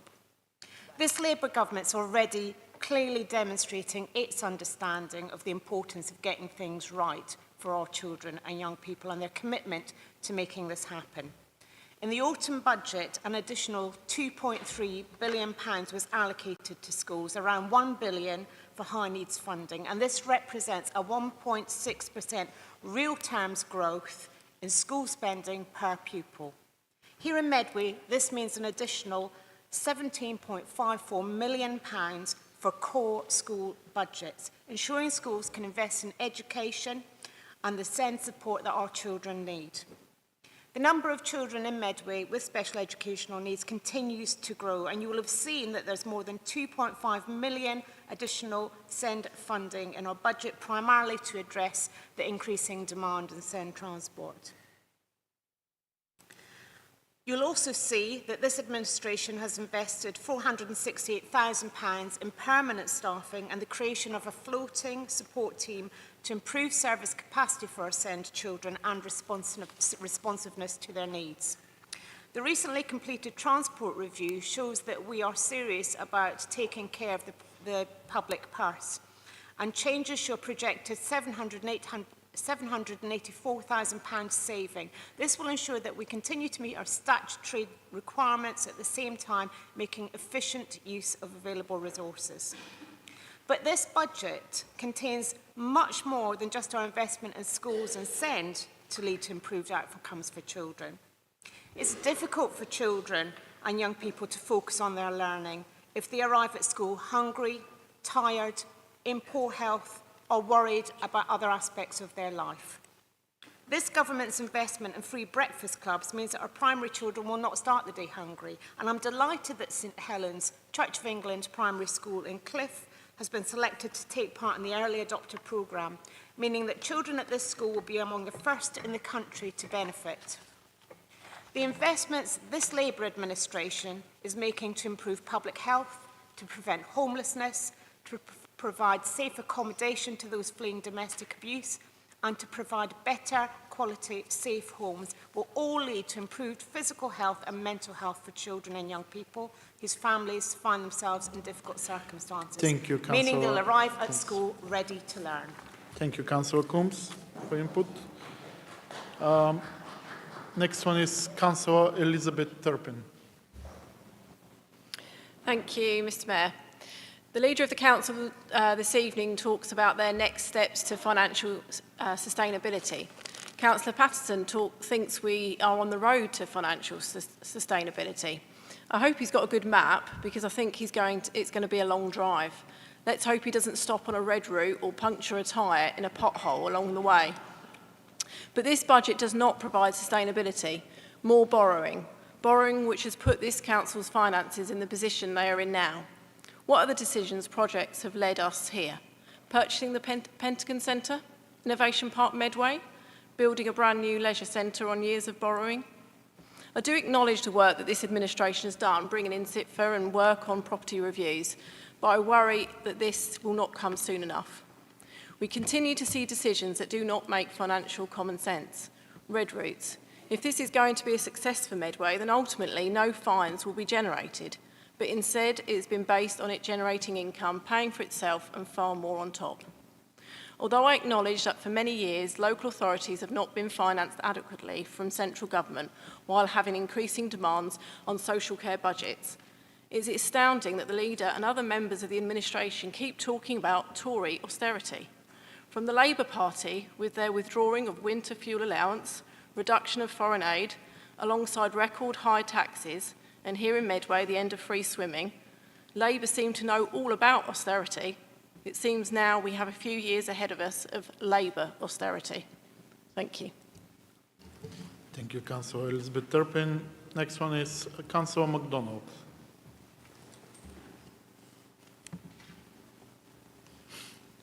Thank you, Mr Mayor. I am in full support of this budget, which is not just about balancing the books, it's about delivering real change for the people of Medway. When we took over this council in May 2023, we faced enormous challenges. After years of financial mismanagement and underinvestment, we inherited services that were overstretched, underfunded and struggling to meet the needs of our residents. Social care was in crisis, waiting lists were growing and our NHS partners were battling against the backlog, and public health had been left out on the back burner for far too long. But we promised change and change is happening. Since Labour was elected nationally last July, the government has stepped in to put right the wrongs of the last administration, tackling waiting lists, improving our hospitals, trying to fix the chaos in NHS dentistry and investing in public health, especially here in Medway. Here in Medway, we are making sure every pound of that investment is used wisely. As Chair of Health and Adult Social Care Overview and Scrutiny, I see firsthand the pressures on our local services, our hospitals, GPs, mental health support and social care provision. These challenges are not unique to Medway, but we must ensure the funding we receive is targeted, effective and reaching those who need it most. That means strengthening preventive health care, tackling health inequalities and supporting our social care system so no resident is left behind. Under the leadership of Councillor Theresa Murray as Cabinet Member for Health and Social Care, we have seen real progress with the FIT plan, including transforming our Health and Wellbeing Board, no longer a talking shop, now a real body listening, collaborating and producing tangible results. This budget continues to invest in right-sizing our social care team, ensuring we have the capacity and resources to provide timely, effective support to residents when they need it most. No one should be left waiting for essential care, and with this approach we are delivering real improvements, getting people the help they need when they need it. Health and social care must go hand in hand, and this budget ensures we can continue to build a system that is responsive, fair and focused on prevention. We are not just firefighting issues, we are creating long-term solutions that will improve lives across Medway. That's why services like Shore Star Centres were so vital, Mr Mayor, providing families with the support they needed to give children the best possible start in life.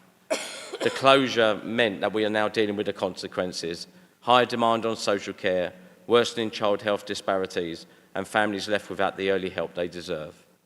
This budget is about rebuilding what was lost, ensuring that from birth to old age, people in Medway have access to the care and support they need at every stage of life.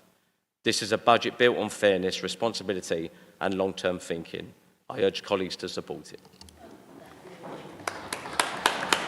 Thank you, Councillor MacDonald. Councillor Pearce. Thank you, Mr. Mayor. I'm not against building a house. What I'm against is building 12,000 houses on the peninsula with a flawed and biased £170 million HIF project that specifically targeted the peninsula in order to protect Capstone Valley and Raynham. That was the plan which was published and then later withdrawn by the administration. The HIF project was created by the previous administration and supported by the Labour group, which is now in charge. They still support the project, and therefore the housing growth it unlocked on the peninsula. If this isn't predetermination, I don't know what is. I do want a local plan, but it must be a fair plan and a good deal for local residents. We've only had bad deals, just look at Lodge Hill.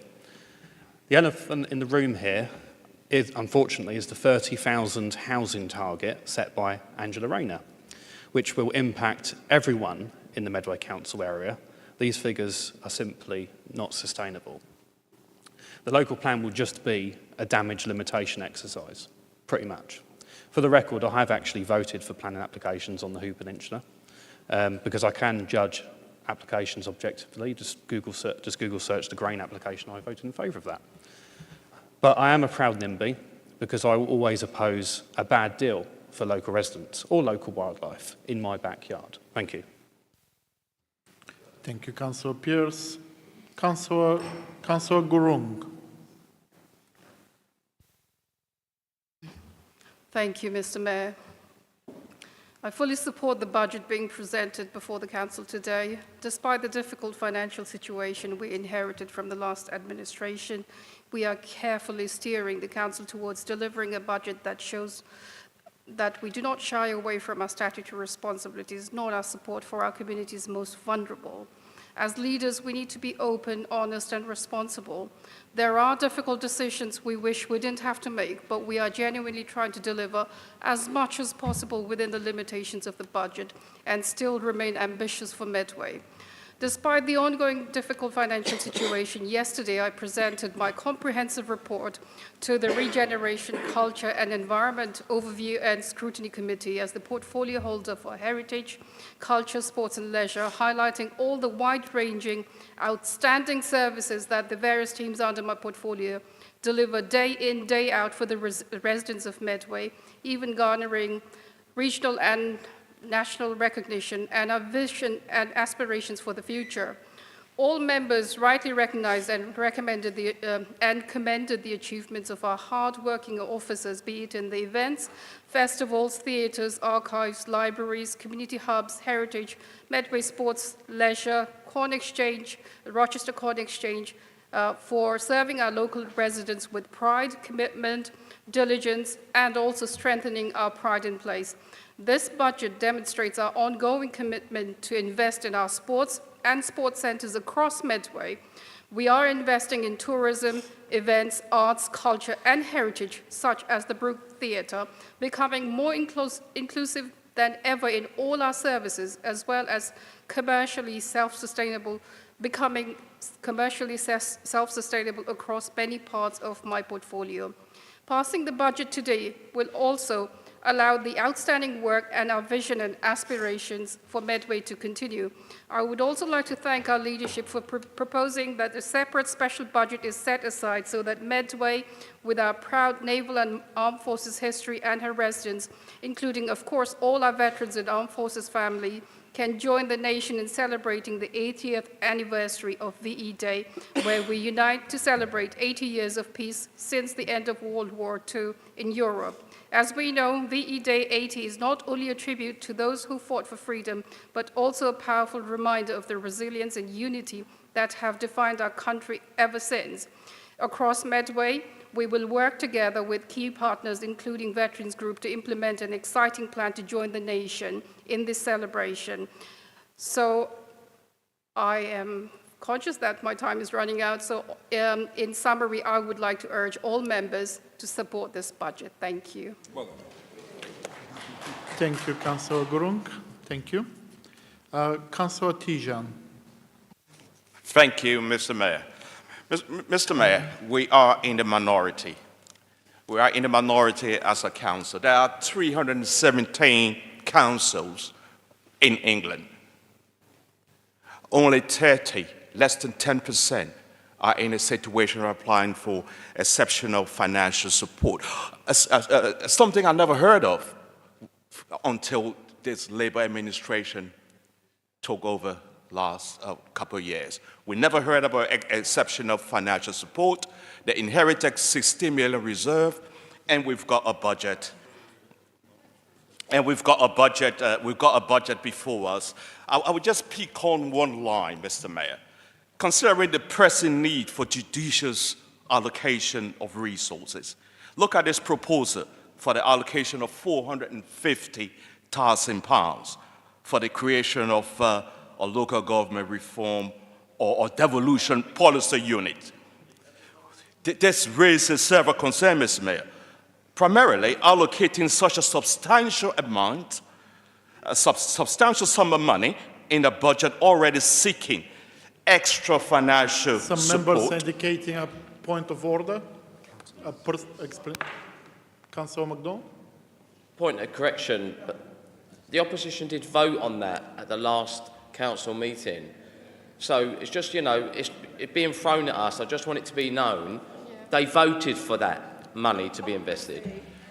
No, we voted for not that for that money to be allocated, and besides that, we weren't coming forward. The situation has changed. We haven't been selected on the priority scheme. Okay, so devolution is coming, and in our proposed budget, we asked for a reduction. We asked for a reduction. So when there's changing situation, you go back to the drawing board and rethink. But you're pressing ahead with something. So let me carry on. There's significant investment into the policy unit. While it's well-intentioned, might not offer immediate tangible benefits. Chair that. You chair that committee that voted for it. Thank you, Mr. Mayor. As I said, we are not on the priority scheme. There must be a rethink, okay? If you're driving and there's hail, snow, you slow down and reduce your speed limit. Not because the legal limit is 30 miles an hour, you carry on 30 miles an hour. You might crash. So, Mr. Mayor, if I may continue. This significant investment into a policy unit, while it's well-intentioned, might not offer immediate, tangible benefit to our community, which is particularly concerning given our present financial constraint. Instead, it would be more prudent to direct these available funds towards pressing issues and essential services that directly impact our resident daily life, as suggested in our proposed budget. Focusing on our core service, as submitted in our amendment, ensures that we address the most urgent needs for our constituents. Furthermore, this initiative could be explored through more cost-effective methods, such as leveraging existing resources or seeking collaborative efforts with neighboring council and other governmental bodies, Mr. Mayor. Mr. Mayor, in light of the above, it is imperative that we adopt a conservative approach, Mr. Mayor, by prioritizing investment that yield immediate and clear benefit. Only by exercising stringent fiscal discipline can we ensure long-term financial stability and maintain the trust and confidence of our community and not keep begging for EFS at every given opportunity. Thank you, Mr. Mayor. Thank you, Councillor Tijan. Next one, Councillor Patterson. Thank you, Mayor Nestorov. This document is the gift that keeps on giving, and it's great that Councillor Kemp has raised the important issue of supporting local businesses, which makes it all the more bizarre that the members opposite appear set to vote against pumping £5 million into Medway's economy through a well-deserved pay rise for staff, 80% of whom live in Medway and who spend a lot of their money there too. But let's look at what we have had the proposal for, which was £190,000 to spend on free parking for 30 minutes in 5 car parks across Medway.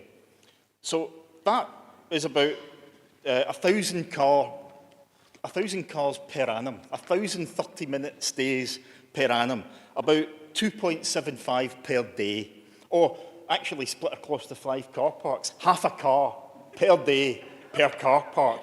So I would say that that would be one hell of a supermarket sweep spend for them to make up the loss of £2,481,000, which is what the proposal in the amendment was from this administration, that even if we round it up and say that each one of those 1,000 cars had to spend £2,481 in half an hour, it doesn't add up.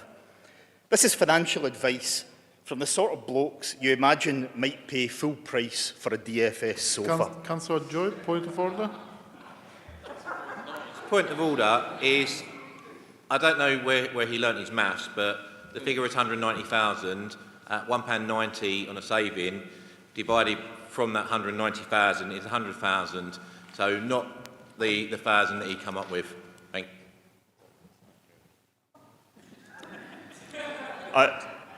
I will save the back of the fag packet maths for the people opposite.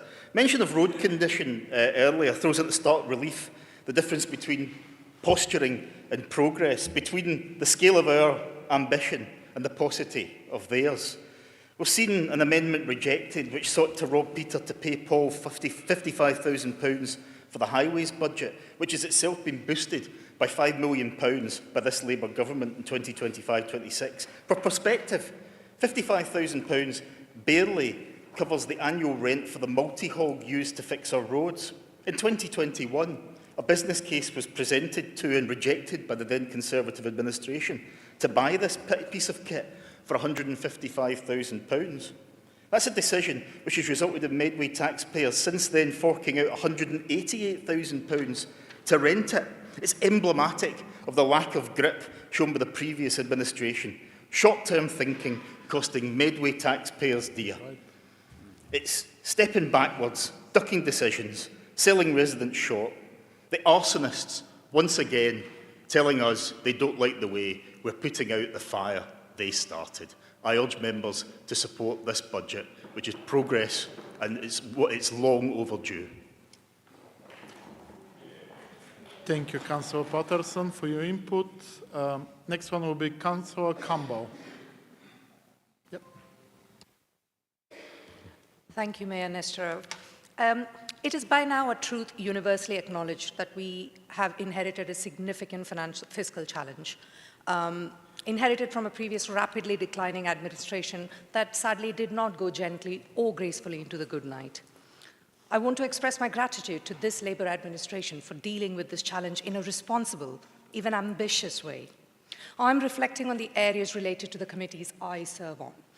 So I'm just going to quickly list them off. It's great to see forward-looking initiatives like the One Medway Lettings Agency and the acquisition of properties for temporary accommodation, improved support for homelessness, and some great out-of-the-box thinking by involving the arts sector in this. It's great to see Medway's new care home plans taking shape, to see additional investment to support adults with learning disabilities and autism, plans for more social workers, and improved financial support for foster carers. At the last Children and Young People Overview and Scrutiny Committee, I asked Celia Buxton where our ambition was. What are we aspiring towards? Because it is so disheartening to always measure ourselves against middling targets. So I'm delighted to see in this budget provision for additional staffing to improve our Ofsted rating. Celia made it clear in that meeting that she has an ambitious vision for Medway's young people, but is battling on in the face of national trends, which are a result of a decade and a half of underinvestment by previous governments. On that note, I would like to acknowledge the commitment and dedication of council officers who have to contend with some challenging resource limitations as they deliver vital services to the people of Medway. Most of them choose not to work in the private sector where they'd get better pay, and they prefer to serve our constituents, Councillor Scrooge. Oh, sorry, Councillor Hackwell, sorry, Freudian slip there. I want to make a special mention of Jackie Brown, who always impresses me in the Health and Adult Social Care Overview and Scrutiny Committee, with just how invested and driven she is. She knows the answers to almost everything that is asked.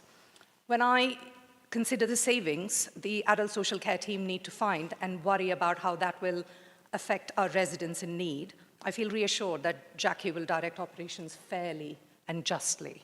So paying our good people decent money is the right thing to do. Thank you. Thank you, Councillor Campbell. Next one, Councillor Shoka. Yes, so going back to welcoming our new councillors, and on the true nature of the party they represent, no matter how they like to dress it up. Their campaign was full of lies. In their campaign, they claimed that the council planned to cancel local elections, which simply wasn't true. They promised to freeze council tax. As we can see today, that's not true. Their local website shouts about how they would do things better, like finding efficiencies. Fair, but calling Medway a bloated administration, that's not true. Where is Medway's council bloated? Which of the hard-working council officers do they want to get rid of? The Reform Party, just like the Tories, do not represent workers. All of the Reform UK's MPs voted against improving workers' rights. Soon after they were elected, they voted against improved sick pay, leave for new parents, making it harder for bosses to sack workers and re-employ them on lower pay and worse conditions. Their candidate for Parliament was also found guilty by an employment tribunal of unlawfully not paying wages, not paying holiday pay and allowing rest breaks. This is certainly not a party for Medway's workers. Can we have some answers? Why do you pretend to represent workers? Why do you attack the vulnerable in our communities? Where is your amendment today?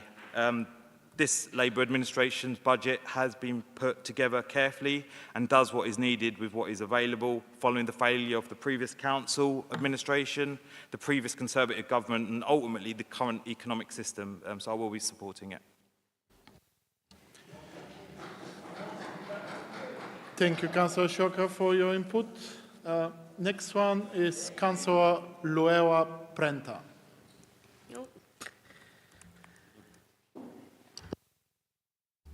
Thank you, Mayor Nesterov. We've already heard from the leader about the growing pressures in housing, and I want to remind members that strategic housing covers not just the cost of temporary accommodation, but also the various services such as the housing list, allocations, private sector housing, commission support, advice and options. And to highlight, they're all run by valued and very much needed council employees who are as diverse as the group sitting here. The number of people making approaches for housing advice remains high, with an increase in the more complex cases where people are homeless on the day without having the opportunity for prevention, which results in the likely need for temporary accommodation. There are over 900 children currently living in temporary accommodation here in Medway. Our homelessness prevention and rough sleeping strategy takes strides to try and help people much earlier in the process. As we've heard, the cost of temporary accommodation continues to be a large budget pressure. As a local authority, we're not alone in this. In 2023 and 24, local authorities spent £2.1 billion on temporary accommodations. This housing crisis continues to grow. This Labour administration is taking action with measures to reduce the heavy costs of temporary accommodation by continuing the ongoing purchase of our own. These acquisitions take time, due diligence, viability and conveyancing. The process was not intended to be overnight, nor should it be. Many considerations are needed to ensure we get suitable homes that are of a decent standard to give us the best value for money and deliver longer-term savings. Having greater control over where our temporary accommodation is will ultimately better support our Medway families who need it to remain in their communities where they go to school and work, to provide less disruption for families at an already difficult time. This, combined with the launch of our own One Medway letting service, offering guaranteed rent to landlords, and the extensive work by our Rough Sleeper initiative, One Big Family, housing options and rehousing teams, connecting the winter shelter and the transition into longer-term temporary accommodation and other supported accommodation, is an ongoing process, and I thank every hard-working member of the teams and volunteers for their continuing work. Homelessness prevention funding from our Labour government of over £3 million is welcome and will support us as we continue this ongoing battle to prevent homelessness. The increase this year of over £1 million shows that a Labour government working alongside this Labour administration recognise the real need there is here in Medway. The £8.875 million of government support allocated to the HRA capital budget will help us acquire new properties to grow our own housing stock. Again, support from this Labour government. This administration will continue the good work we've started together with our three Labour MPs to support those in Medway residents who need it when they need it. Thank you, Councillor Planta. Councillor Cook. Thank you, Mayor Nesterov. So, as we've heard again and again, what serves the needs of the people of Medway is the strategic activity outlined in this budget, implemented by our fantastic council staff. And we've heard last night's Regen meeting rightly spoken about several times because it was a real celebration of our libraries, our sports facilities, our heritage sites, our green spaces. So I'm not going to go over that, but what I am going to add is my perspective as a mum, and as a mum raising children in Medway, because the resources they have are awesome. They have learned to love the arts in Medway. And that has happened because of our council officers. When I then add to that the support of the school nursing team, the child-friendly Medway team, the wider health team, even the work of frontline services, setting my children up for a healthy future. All of that carried out by incredible staff, about 80% of whom themselves live in Medway, partaking in these services. They must be invested in so that we have and maintain a consistent, fantastic, shall I say, outstanding approach in our delivery. And what I want for my own children, I want for our children, the children that we are all corporate parents for, and those children that our children's services and all of our officers serve. Those people must be invested in, and the decisions that they have to make are tough. So, as we've heard tonight, the decisions made in putting this budget together were tough decisions, and they needed to be made with very careful priorities. And the priorities that I can see in this budget is priorities which protect the vulnerable, which speak up for people who need their voices heard. And that is why I am supporting this budget. Thank you, Councillor Cook. Councillor Howcroft-Scott. Thank you, Mayor.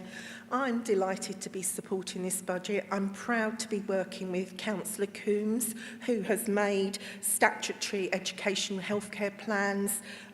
We're fulfilling our duties, and the officers that work with children and young people, and my awesome team on the Children and Young People's ONS. We continue to invest in our children and young people because our children matter in Medway, improving direct impacts on health and well-being, education, living standards, and increased opportunities for further education.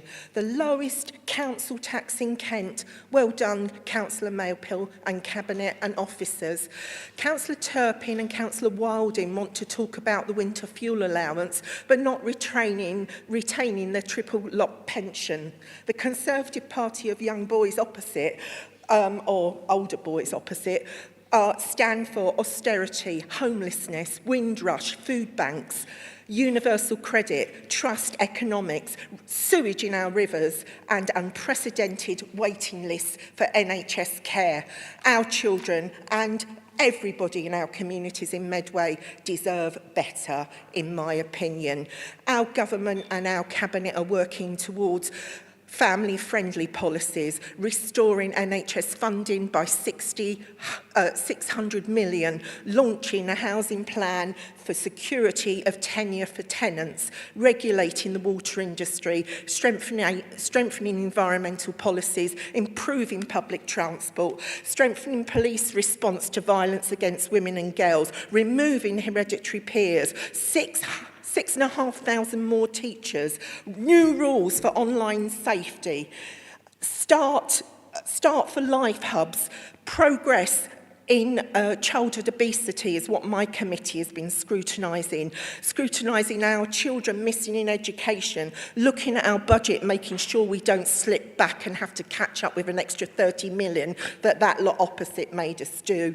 Annual school performance and education targets, looking at the improvement of mental health for our children with COOF, MCH and other investors, restoring short breaks and respite care, much needed for our families. And I tell you what, today was lovely. It started off celebrating outstanding nursery on City Way, outstanding in all areas. That's what our children deserve. And you don't get that by treating staff shoddily, without giving them a pay rise, without respecting what they do and how they work hard and invest in what we need to be investing in Medway, our communities. Support this budget. It makes sense.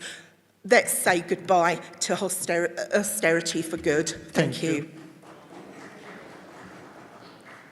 Thank you, Councillor Howcroft-Scott. Next one is Councillor Mandarakas.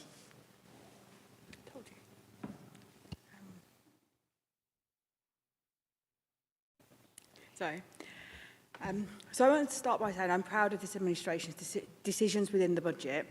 There's been talk of the pay increase for staff being above inflation. I've sat in Children's O&S with Councillor Perfect when we're all told that the main reason for our reliance on expensive bank staff and locum staff is that our pay doesn't compare to London boroughs. That can't be rectified by just meeting inflation. Families relying on early help services and the children in our care deserve the very best staff, and those hard-working staff deserve fair recompense in order for them to deliver. I'm also delighted to see work already started on the new splash pad at the Strand, which is a much-loved open space and gives families the opportunities for memory making that Councillor Lammas so fondly spoke so fondly of.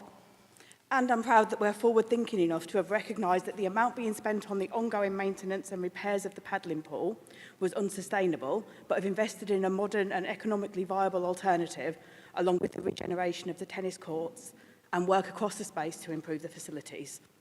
This is the progressive budget for the financial situation that we are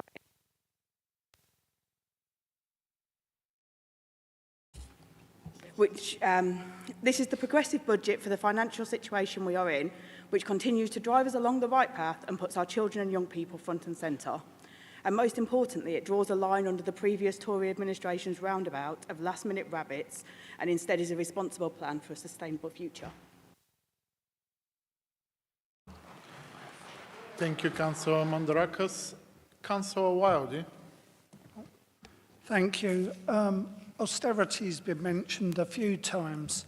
Can we all remember where that came from, which was the previous Labour government to that, which when they left office, they were so pleased they left a note saying there's no money left. But think what came before that the global economy had out of the previous 10 years to when they left government, 8 years was some of the best global economics ever. That the whole world was doing very, very well. So what did we have? We had a prudent chancellor that then left the whole country broke by the time he come to the end of his term. He hadn't put anything away, and as always, Labour were borrowing and mismanaging the management, the money, the same as this council is doing under this administration. Much smaller, minor things. Councillor Maple mentioned green spaces and to make them more accessible. Yes, but what have we done with our countryside parks? Started charging for car parking. even when they are very difficult, they don't have footpaths that go to them, so you charge for car parks. That does not make them accessible or usable for our children, for healthy reasons, etc., etc. Winter fuel allowance was mentioned again, which has taken up to £10 million out of the Medway economy.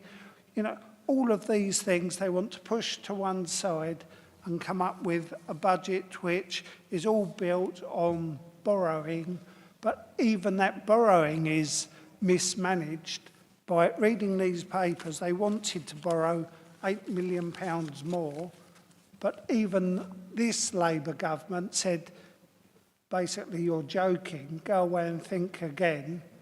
And on last year's budget, they were going to allow a certain amount of borrowing, and even that's risen. You can't even manage your budget when you've got, well, a limited amount of borrowing to millions and millions of pounds.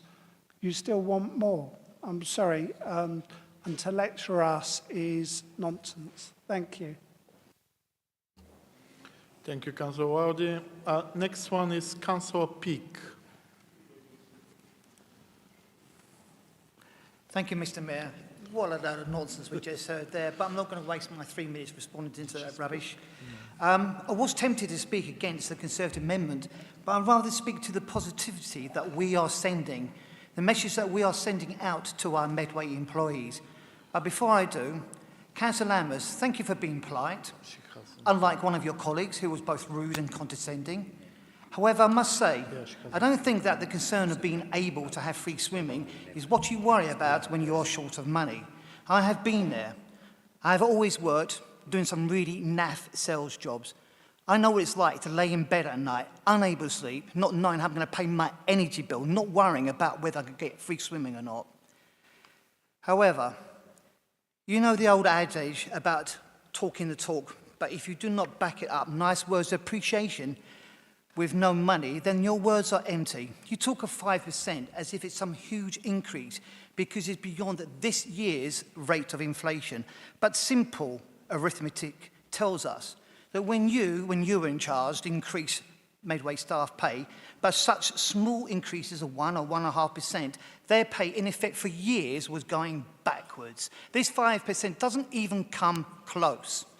I accuse you, the Conservative group, of not caring about your staff. Your record literally speaks for itself. Retention, retention, retention.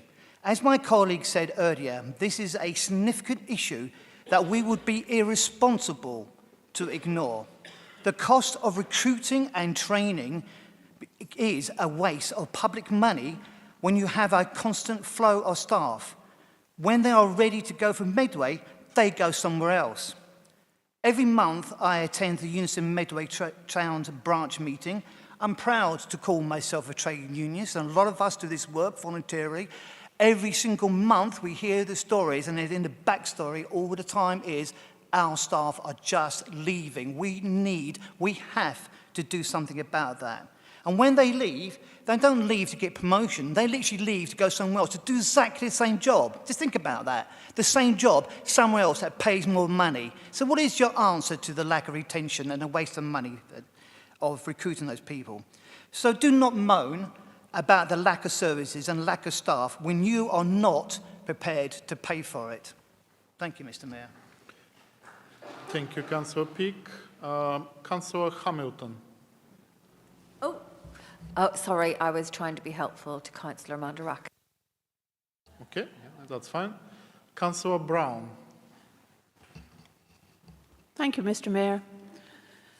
I always come to this meeting hopeful that we might hear something from the opposition that means that they know what they're doing. But then I was thinking about them putting up a piece of paper and one of them calling it a budget. Well, you know you're not allowed to do the budget. But then again, you were never allowed to do the budget. Your leader did the budget. Nobody else ever did it. So I wouldn't fault you for that. But what I will fault you for is reading headlines from the West and inferring that diversity isn't a valuable commodity. And I'm looking straight at you, Councillor Lawrence, and it's glad to know that you can at least read the headlines, but you haven't quite got the suntan yet.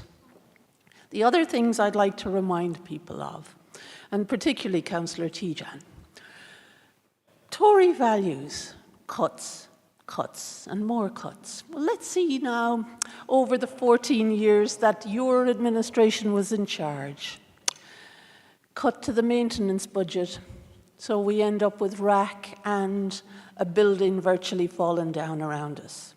Cuts in the IT budget, whereby even these things cut out now and again, more now than again. Cuts to staff wages, so therefore a lot of the talent is leaving, just as colleagues said, to do another job in another authority. But the one thing that we seem to be coming to tonight is the one cut that you're really looking for is car parking charges. In Rainham particularly, we've had mentions of Tesco's. I hope, actually, Councillor Perfect, when you're mentioning a national store, that you're getting something back from it, maybe more club card points. The other thing that I would like to remind Councillor Goldvin is that joke that you were trying to make about Rachel Reeves wasn't funny. The other thing that I'd like to remind you about is this is a good budget. Recognise it for what it is. And the other thing is, we were asked to go and borrow more money by the Tories a little while ago. Listen back on what you said. For goodness sake, be consistent. Thank you, Councillor Brown. Next one is Councillor Lamas. Yeah, thank you, Mr. Mayor. Councillor Peake has slightly missed the point. The point of my speech earlier was not one saying that people were worrying about the cost of swimming. It's a small, measured, targeted, funded of £53,000 additional expenditure against a cost saving of £6.5 million carefully identified, which could actually make a material difference to the free opportunities. It's a shame that under a Labour administration, the variety of free opportunities for the youngest people in our area is actually less than it was under a Conservative administration. I was talking to a very targeted, proposed, measured, funded scheme that could make a real difference. And I think you should reflect on that. Thank you. Thank you, Councillor Lamas. Any other member? We don't have any other member that wishes. Councillor Pearce, you have already spoken on this item, so it's only one time per member. So we are going back to the supporter, Councillor Murray. Thank you, Mayor Nesterov. And thank you to Vince and to my Cabinet colleagues and our corporate management team for your hard work, support and continuing commitment to making sure we deliver the best possible services to people in Medway. Through this budget, despite the mess we inherited from the Tories and the challenging circumstances we've faced since then, tonight I'm in total awe of the coruscating analysis from that all-male and oh-so-stale Tory opposition. Quaking in my boots from the super scrutiny Reform are going to do while they bimble about in an ideas-free zone, waiting for Nigel Farage to come up with another popular idea like charging for the NHS or blaming immigration for everything else. Then there's poor old Councillor Pearce, who wants to reinstate Summer Dickens, even though it was losing money and attendance every year. I guess he just wants somewhere to wear that top hat he was so fond of at the Thomas Aveling celebration. And as for getting down and dirty with Councillor Spalding, no words. Austerity was short on thinking, but had very long arms. And the legacy left by cutting 91% of our revenue budget hasn't disappeared, but it's starting to fade. Because now we've got a Labour government to work with who understands that things are tough, is honest about how long the fix will take. Our borrowing's based on good risks, economic analysis, and making money work for our community. People listening can rest assured that when they and their families need help, we'll be there for them. because we're prepared to invest in the future, because we value our council staff and want them to be rewarded every single day for the time they spend serving people in Medway, not scraping along on poverty wages, as the Tories apparently want them to do.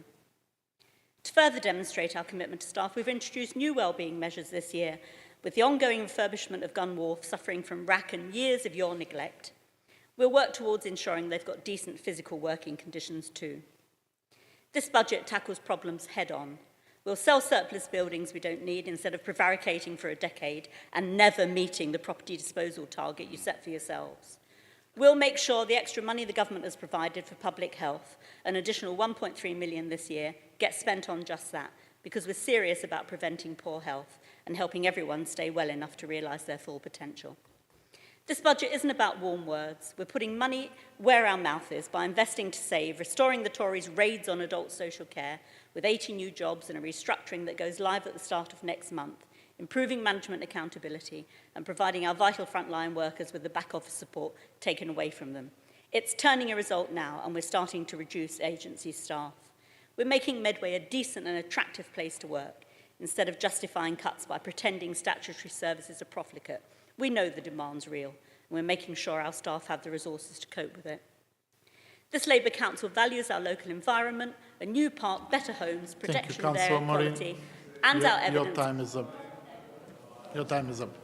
Thank you very much. And we're going back to the proposer of the item, Councillor Maple, leader of the council.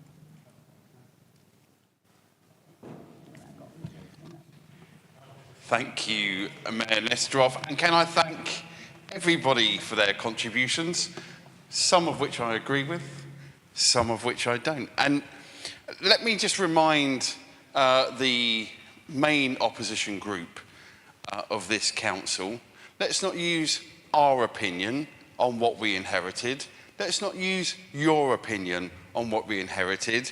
Let's use the independent SIPFA opinion on what we inherited. And I quote, Medway Council is in a grave situation in relation to its financial sustainability. Not your words, not my words, independent expert words. So I will take not a single lesson or a single sentence or a single verb from anybody over there when it comes to financial sustainability. You had year after year after year of mismanagement. This administration is getting on with the job of clearing up your 20-year mess. I want to pick up on one or two of the specifics that were raised in the wide-ranging debate. Councillor Crozer, I thank you. I agree with you that SIPFA are really important. And we've got a second report, and we're desperate. We're desperate to share it with people, but it is custom and practice and appropriate that we can't share it until government have published it. But rest assured, every member, both of this council and every member of the public, will have access to that report. Councillor Finch, you said that you wouldn't support 5% council tax increases, but therefore, what would you cut in the budget instead? We haven't heard that tonight. We look forward to hearing, well, I don't particularly look forward to hearing perhaps what some of those things are. As Councillor Shoker said, some of your colleagues, not you two, I'm sure you're good, honourable people, the same people in your political party, perhaps less so. Time will tell. And let me say this, Mr. Mayor, I'm proud that this budget is already having an impact before we voted. Before 9 p.m. tonight, I had an email from a resident saying, how can I get involved in helping you to spend that £50,000 on VE and VJ Day? The public are looking. The public are looking. And they can see this administration has true pride in our community, true pride in our armed forces, and true pride in Medway. I look forward to answering that email substantively when we voted for this budget. Let's get to work.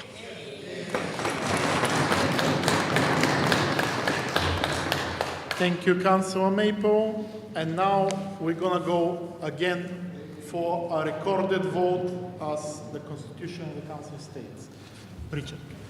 Thank you, Mr. Mayor. So, amendments, we are now voting on the substantive motion as modified by Councillor Maple at the beginning of the debate.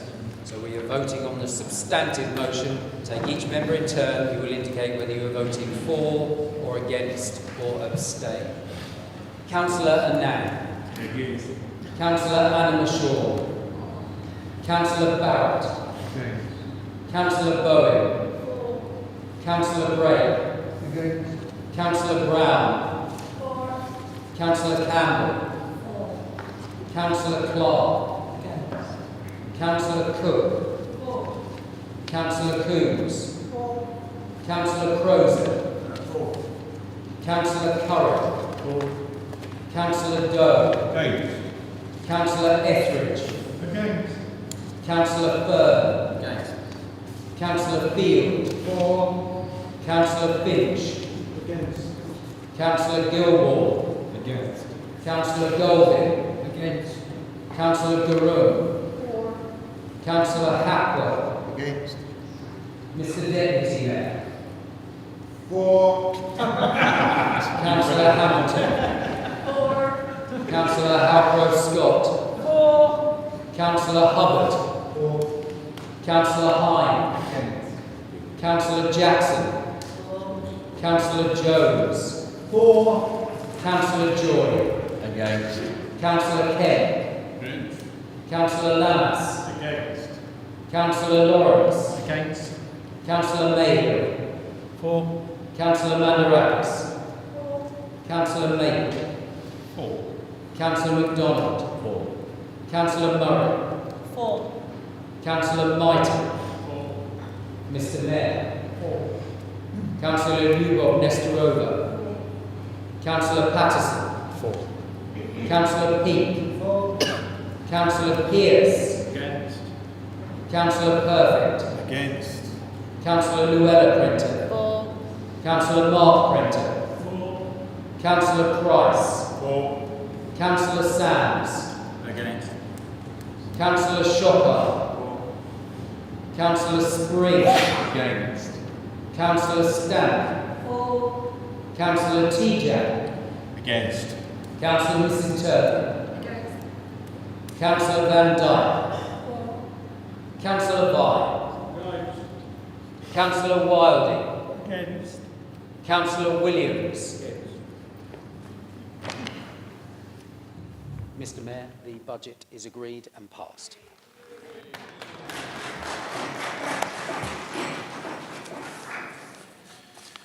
This concludes this agenda item, and we're moving on to next one, agenda item 10, 1 Medway Council Plan.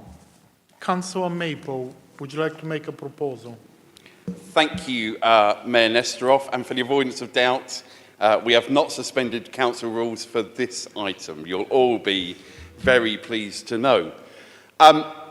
This is a pretty light touch review of the 1 Medway Council Plan. Obviously, we've just agreed the budget that will help fund the work that will deliver this for our community.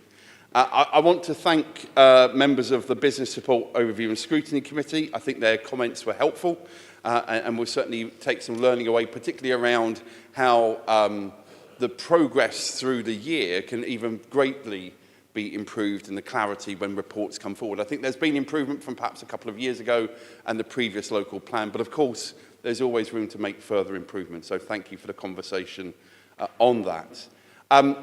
We will continue to deliver for our community here in Medway because it's the right thing to do, because that's what people voted for back in May 2023.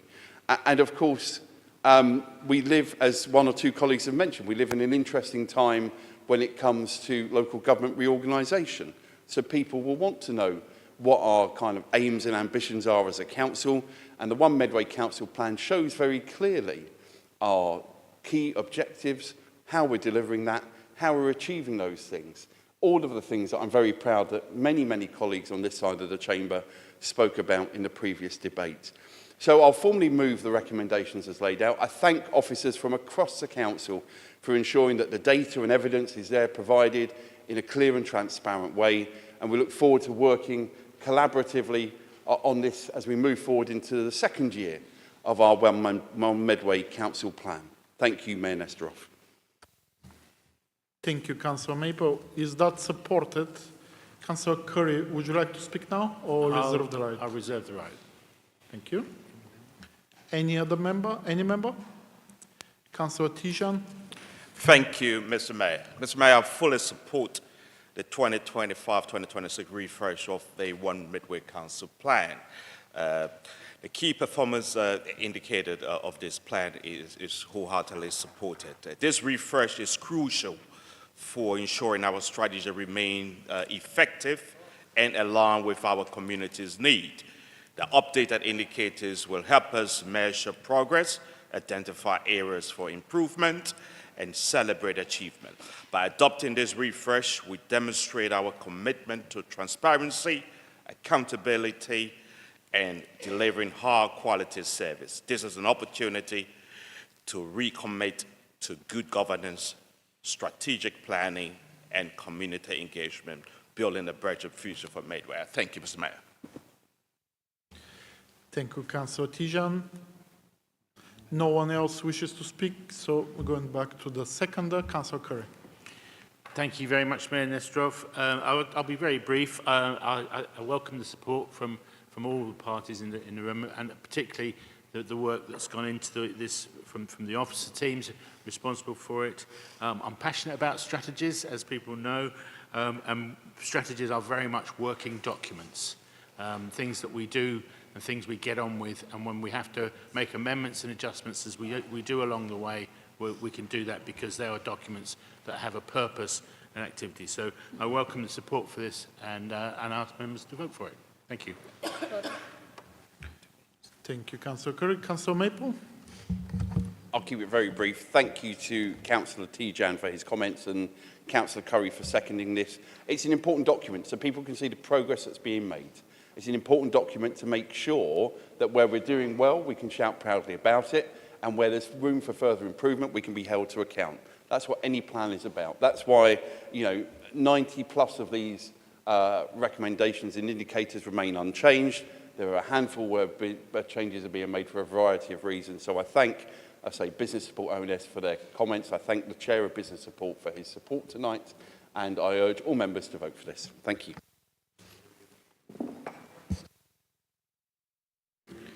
It is agreed. Moving on to agenda item 11. Pay Policy Statement 2025-2026. Councillor Mark Prenter, would you like to make a proposal?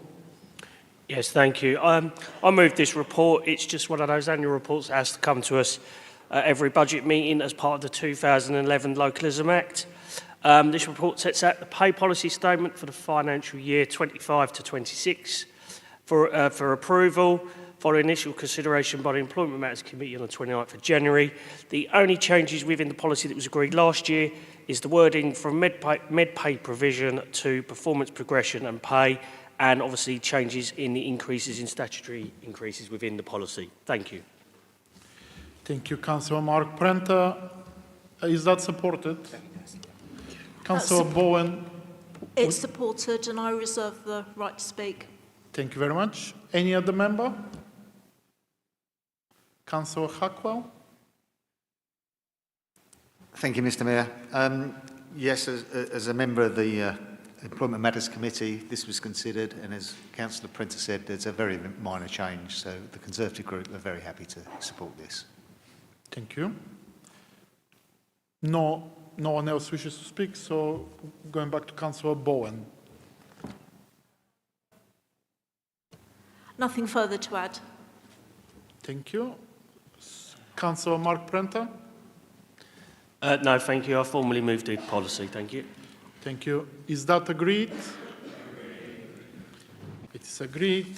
And we are moving on to our final agenda item for today, allocation of committee seats. Councillor Peake, would you like to make a proposal? Yes, thank you, Mr. Mayor. Yep. This report sets out the outcome, see if I can get this correct so you can hear me.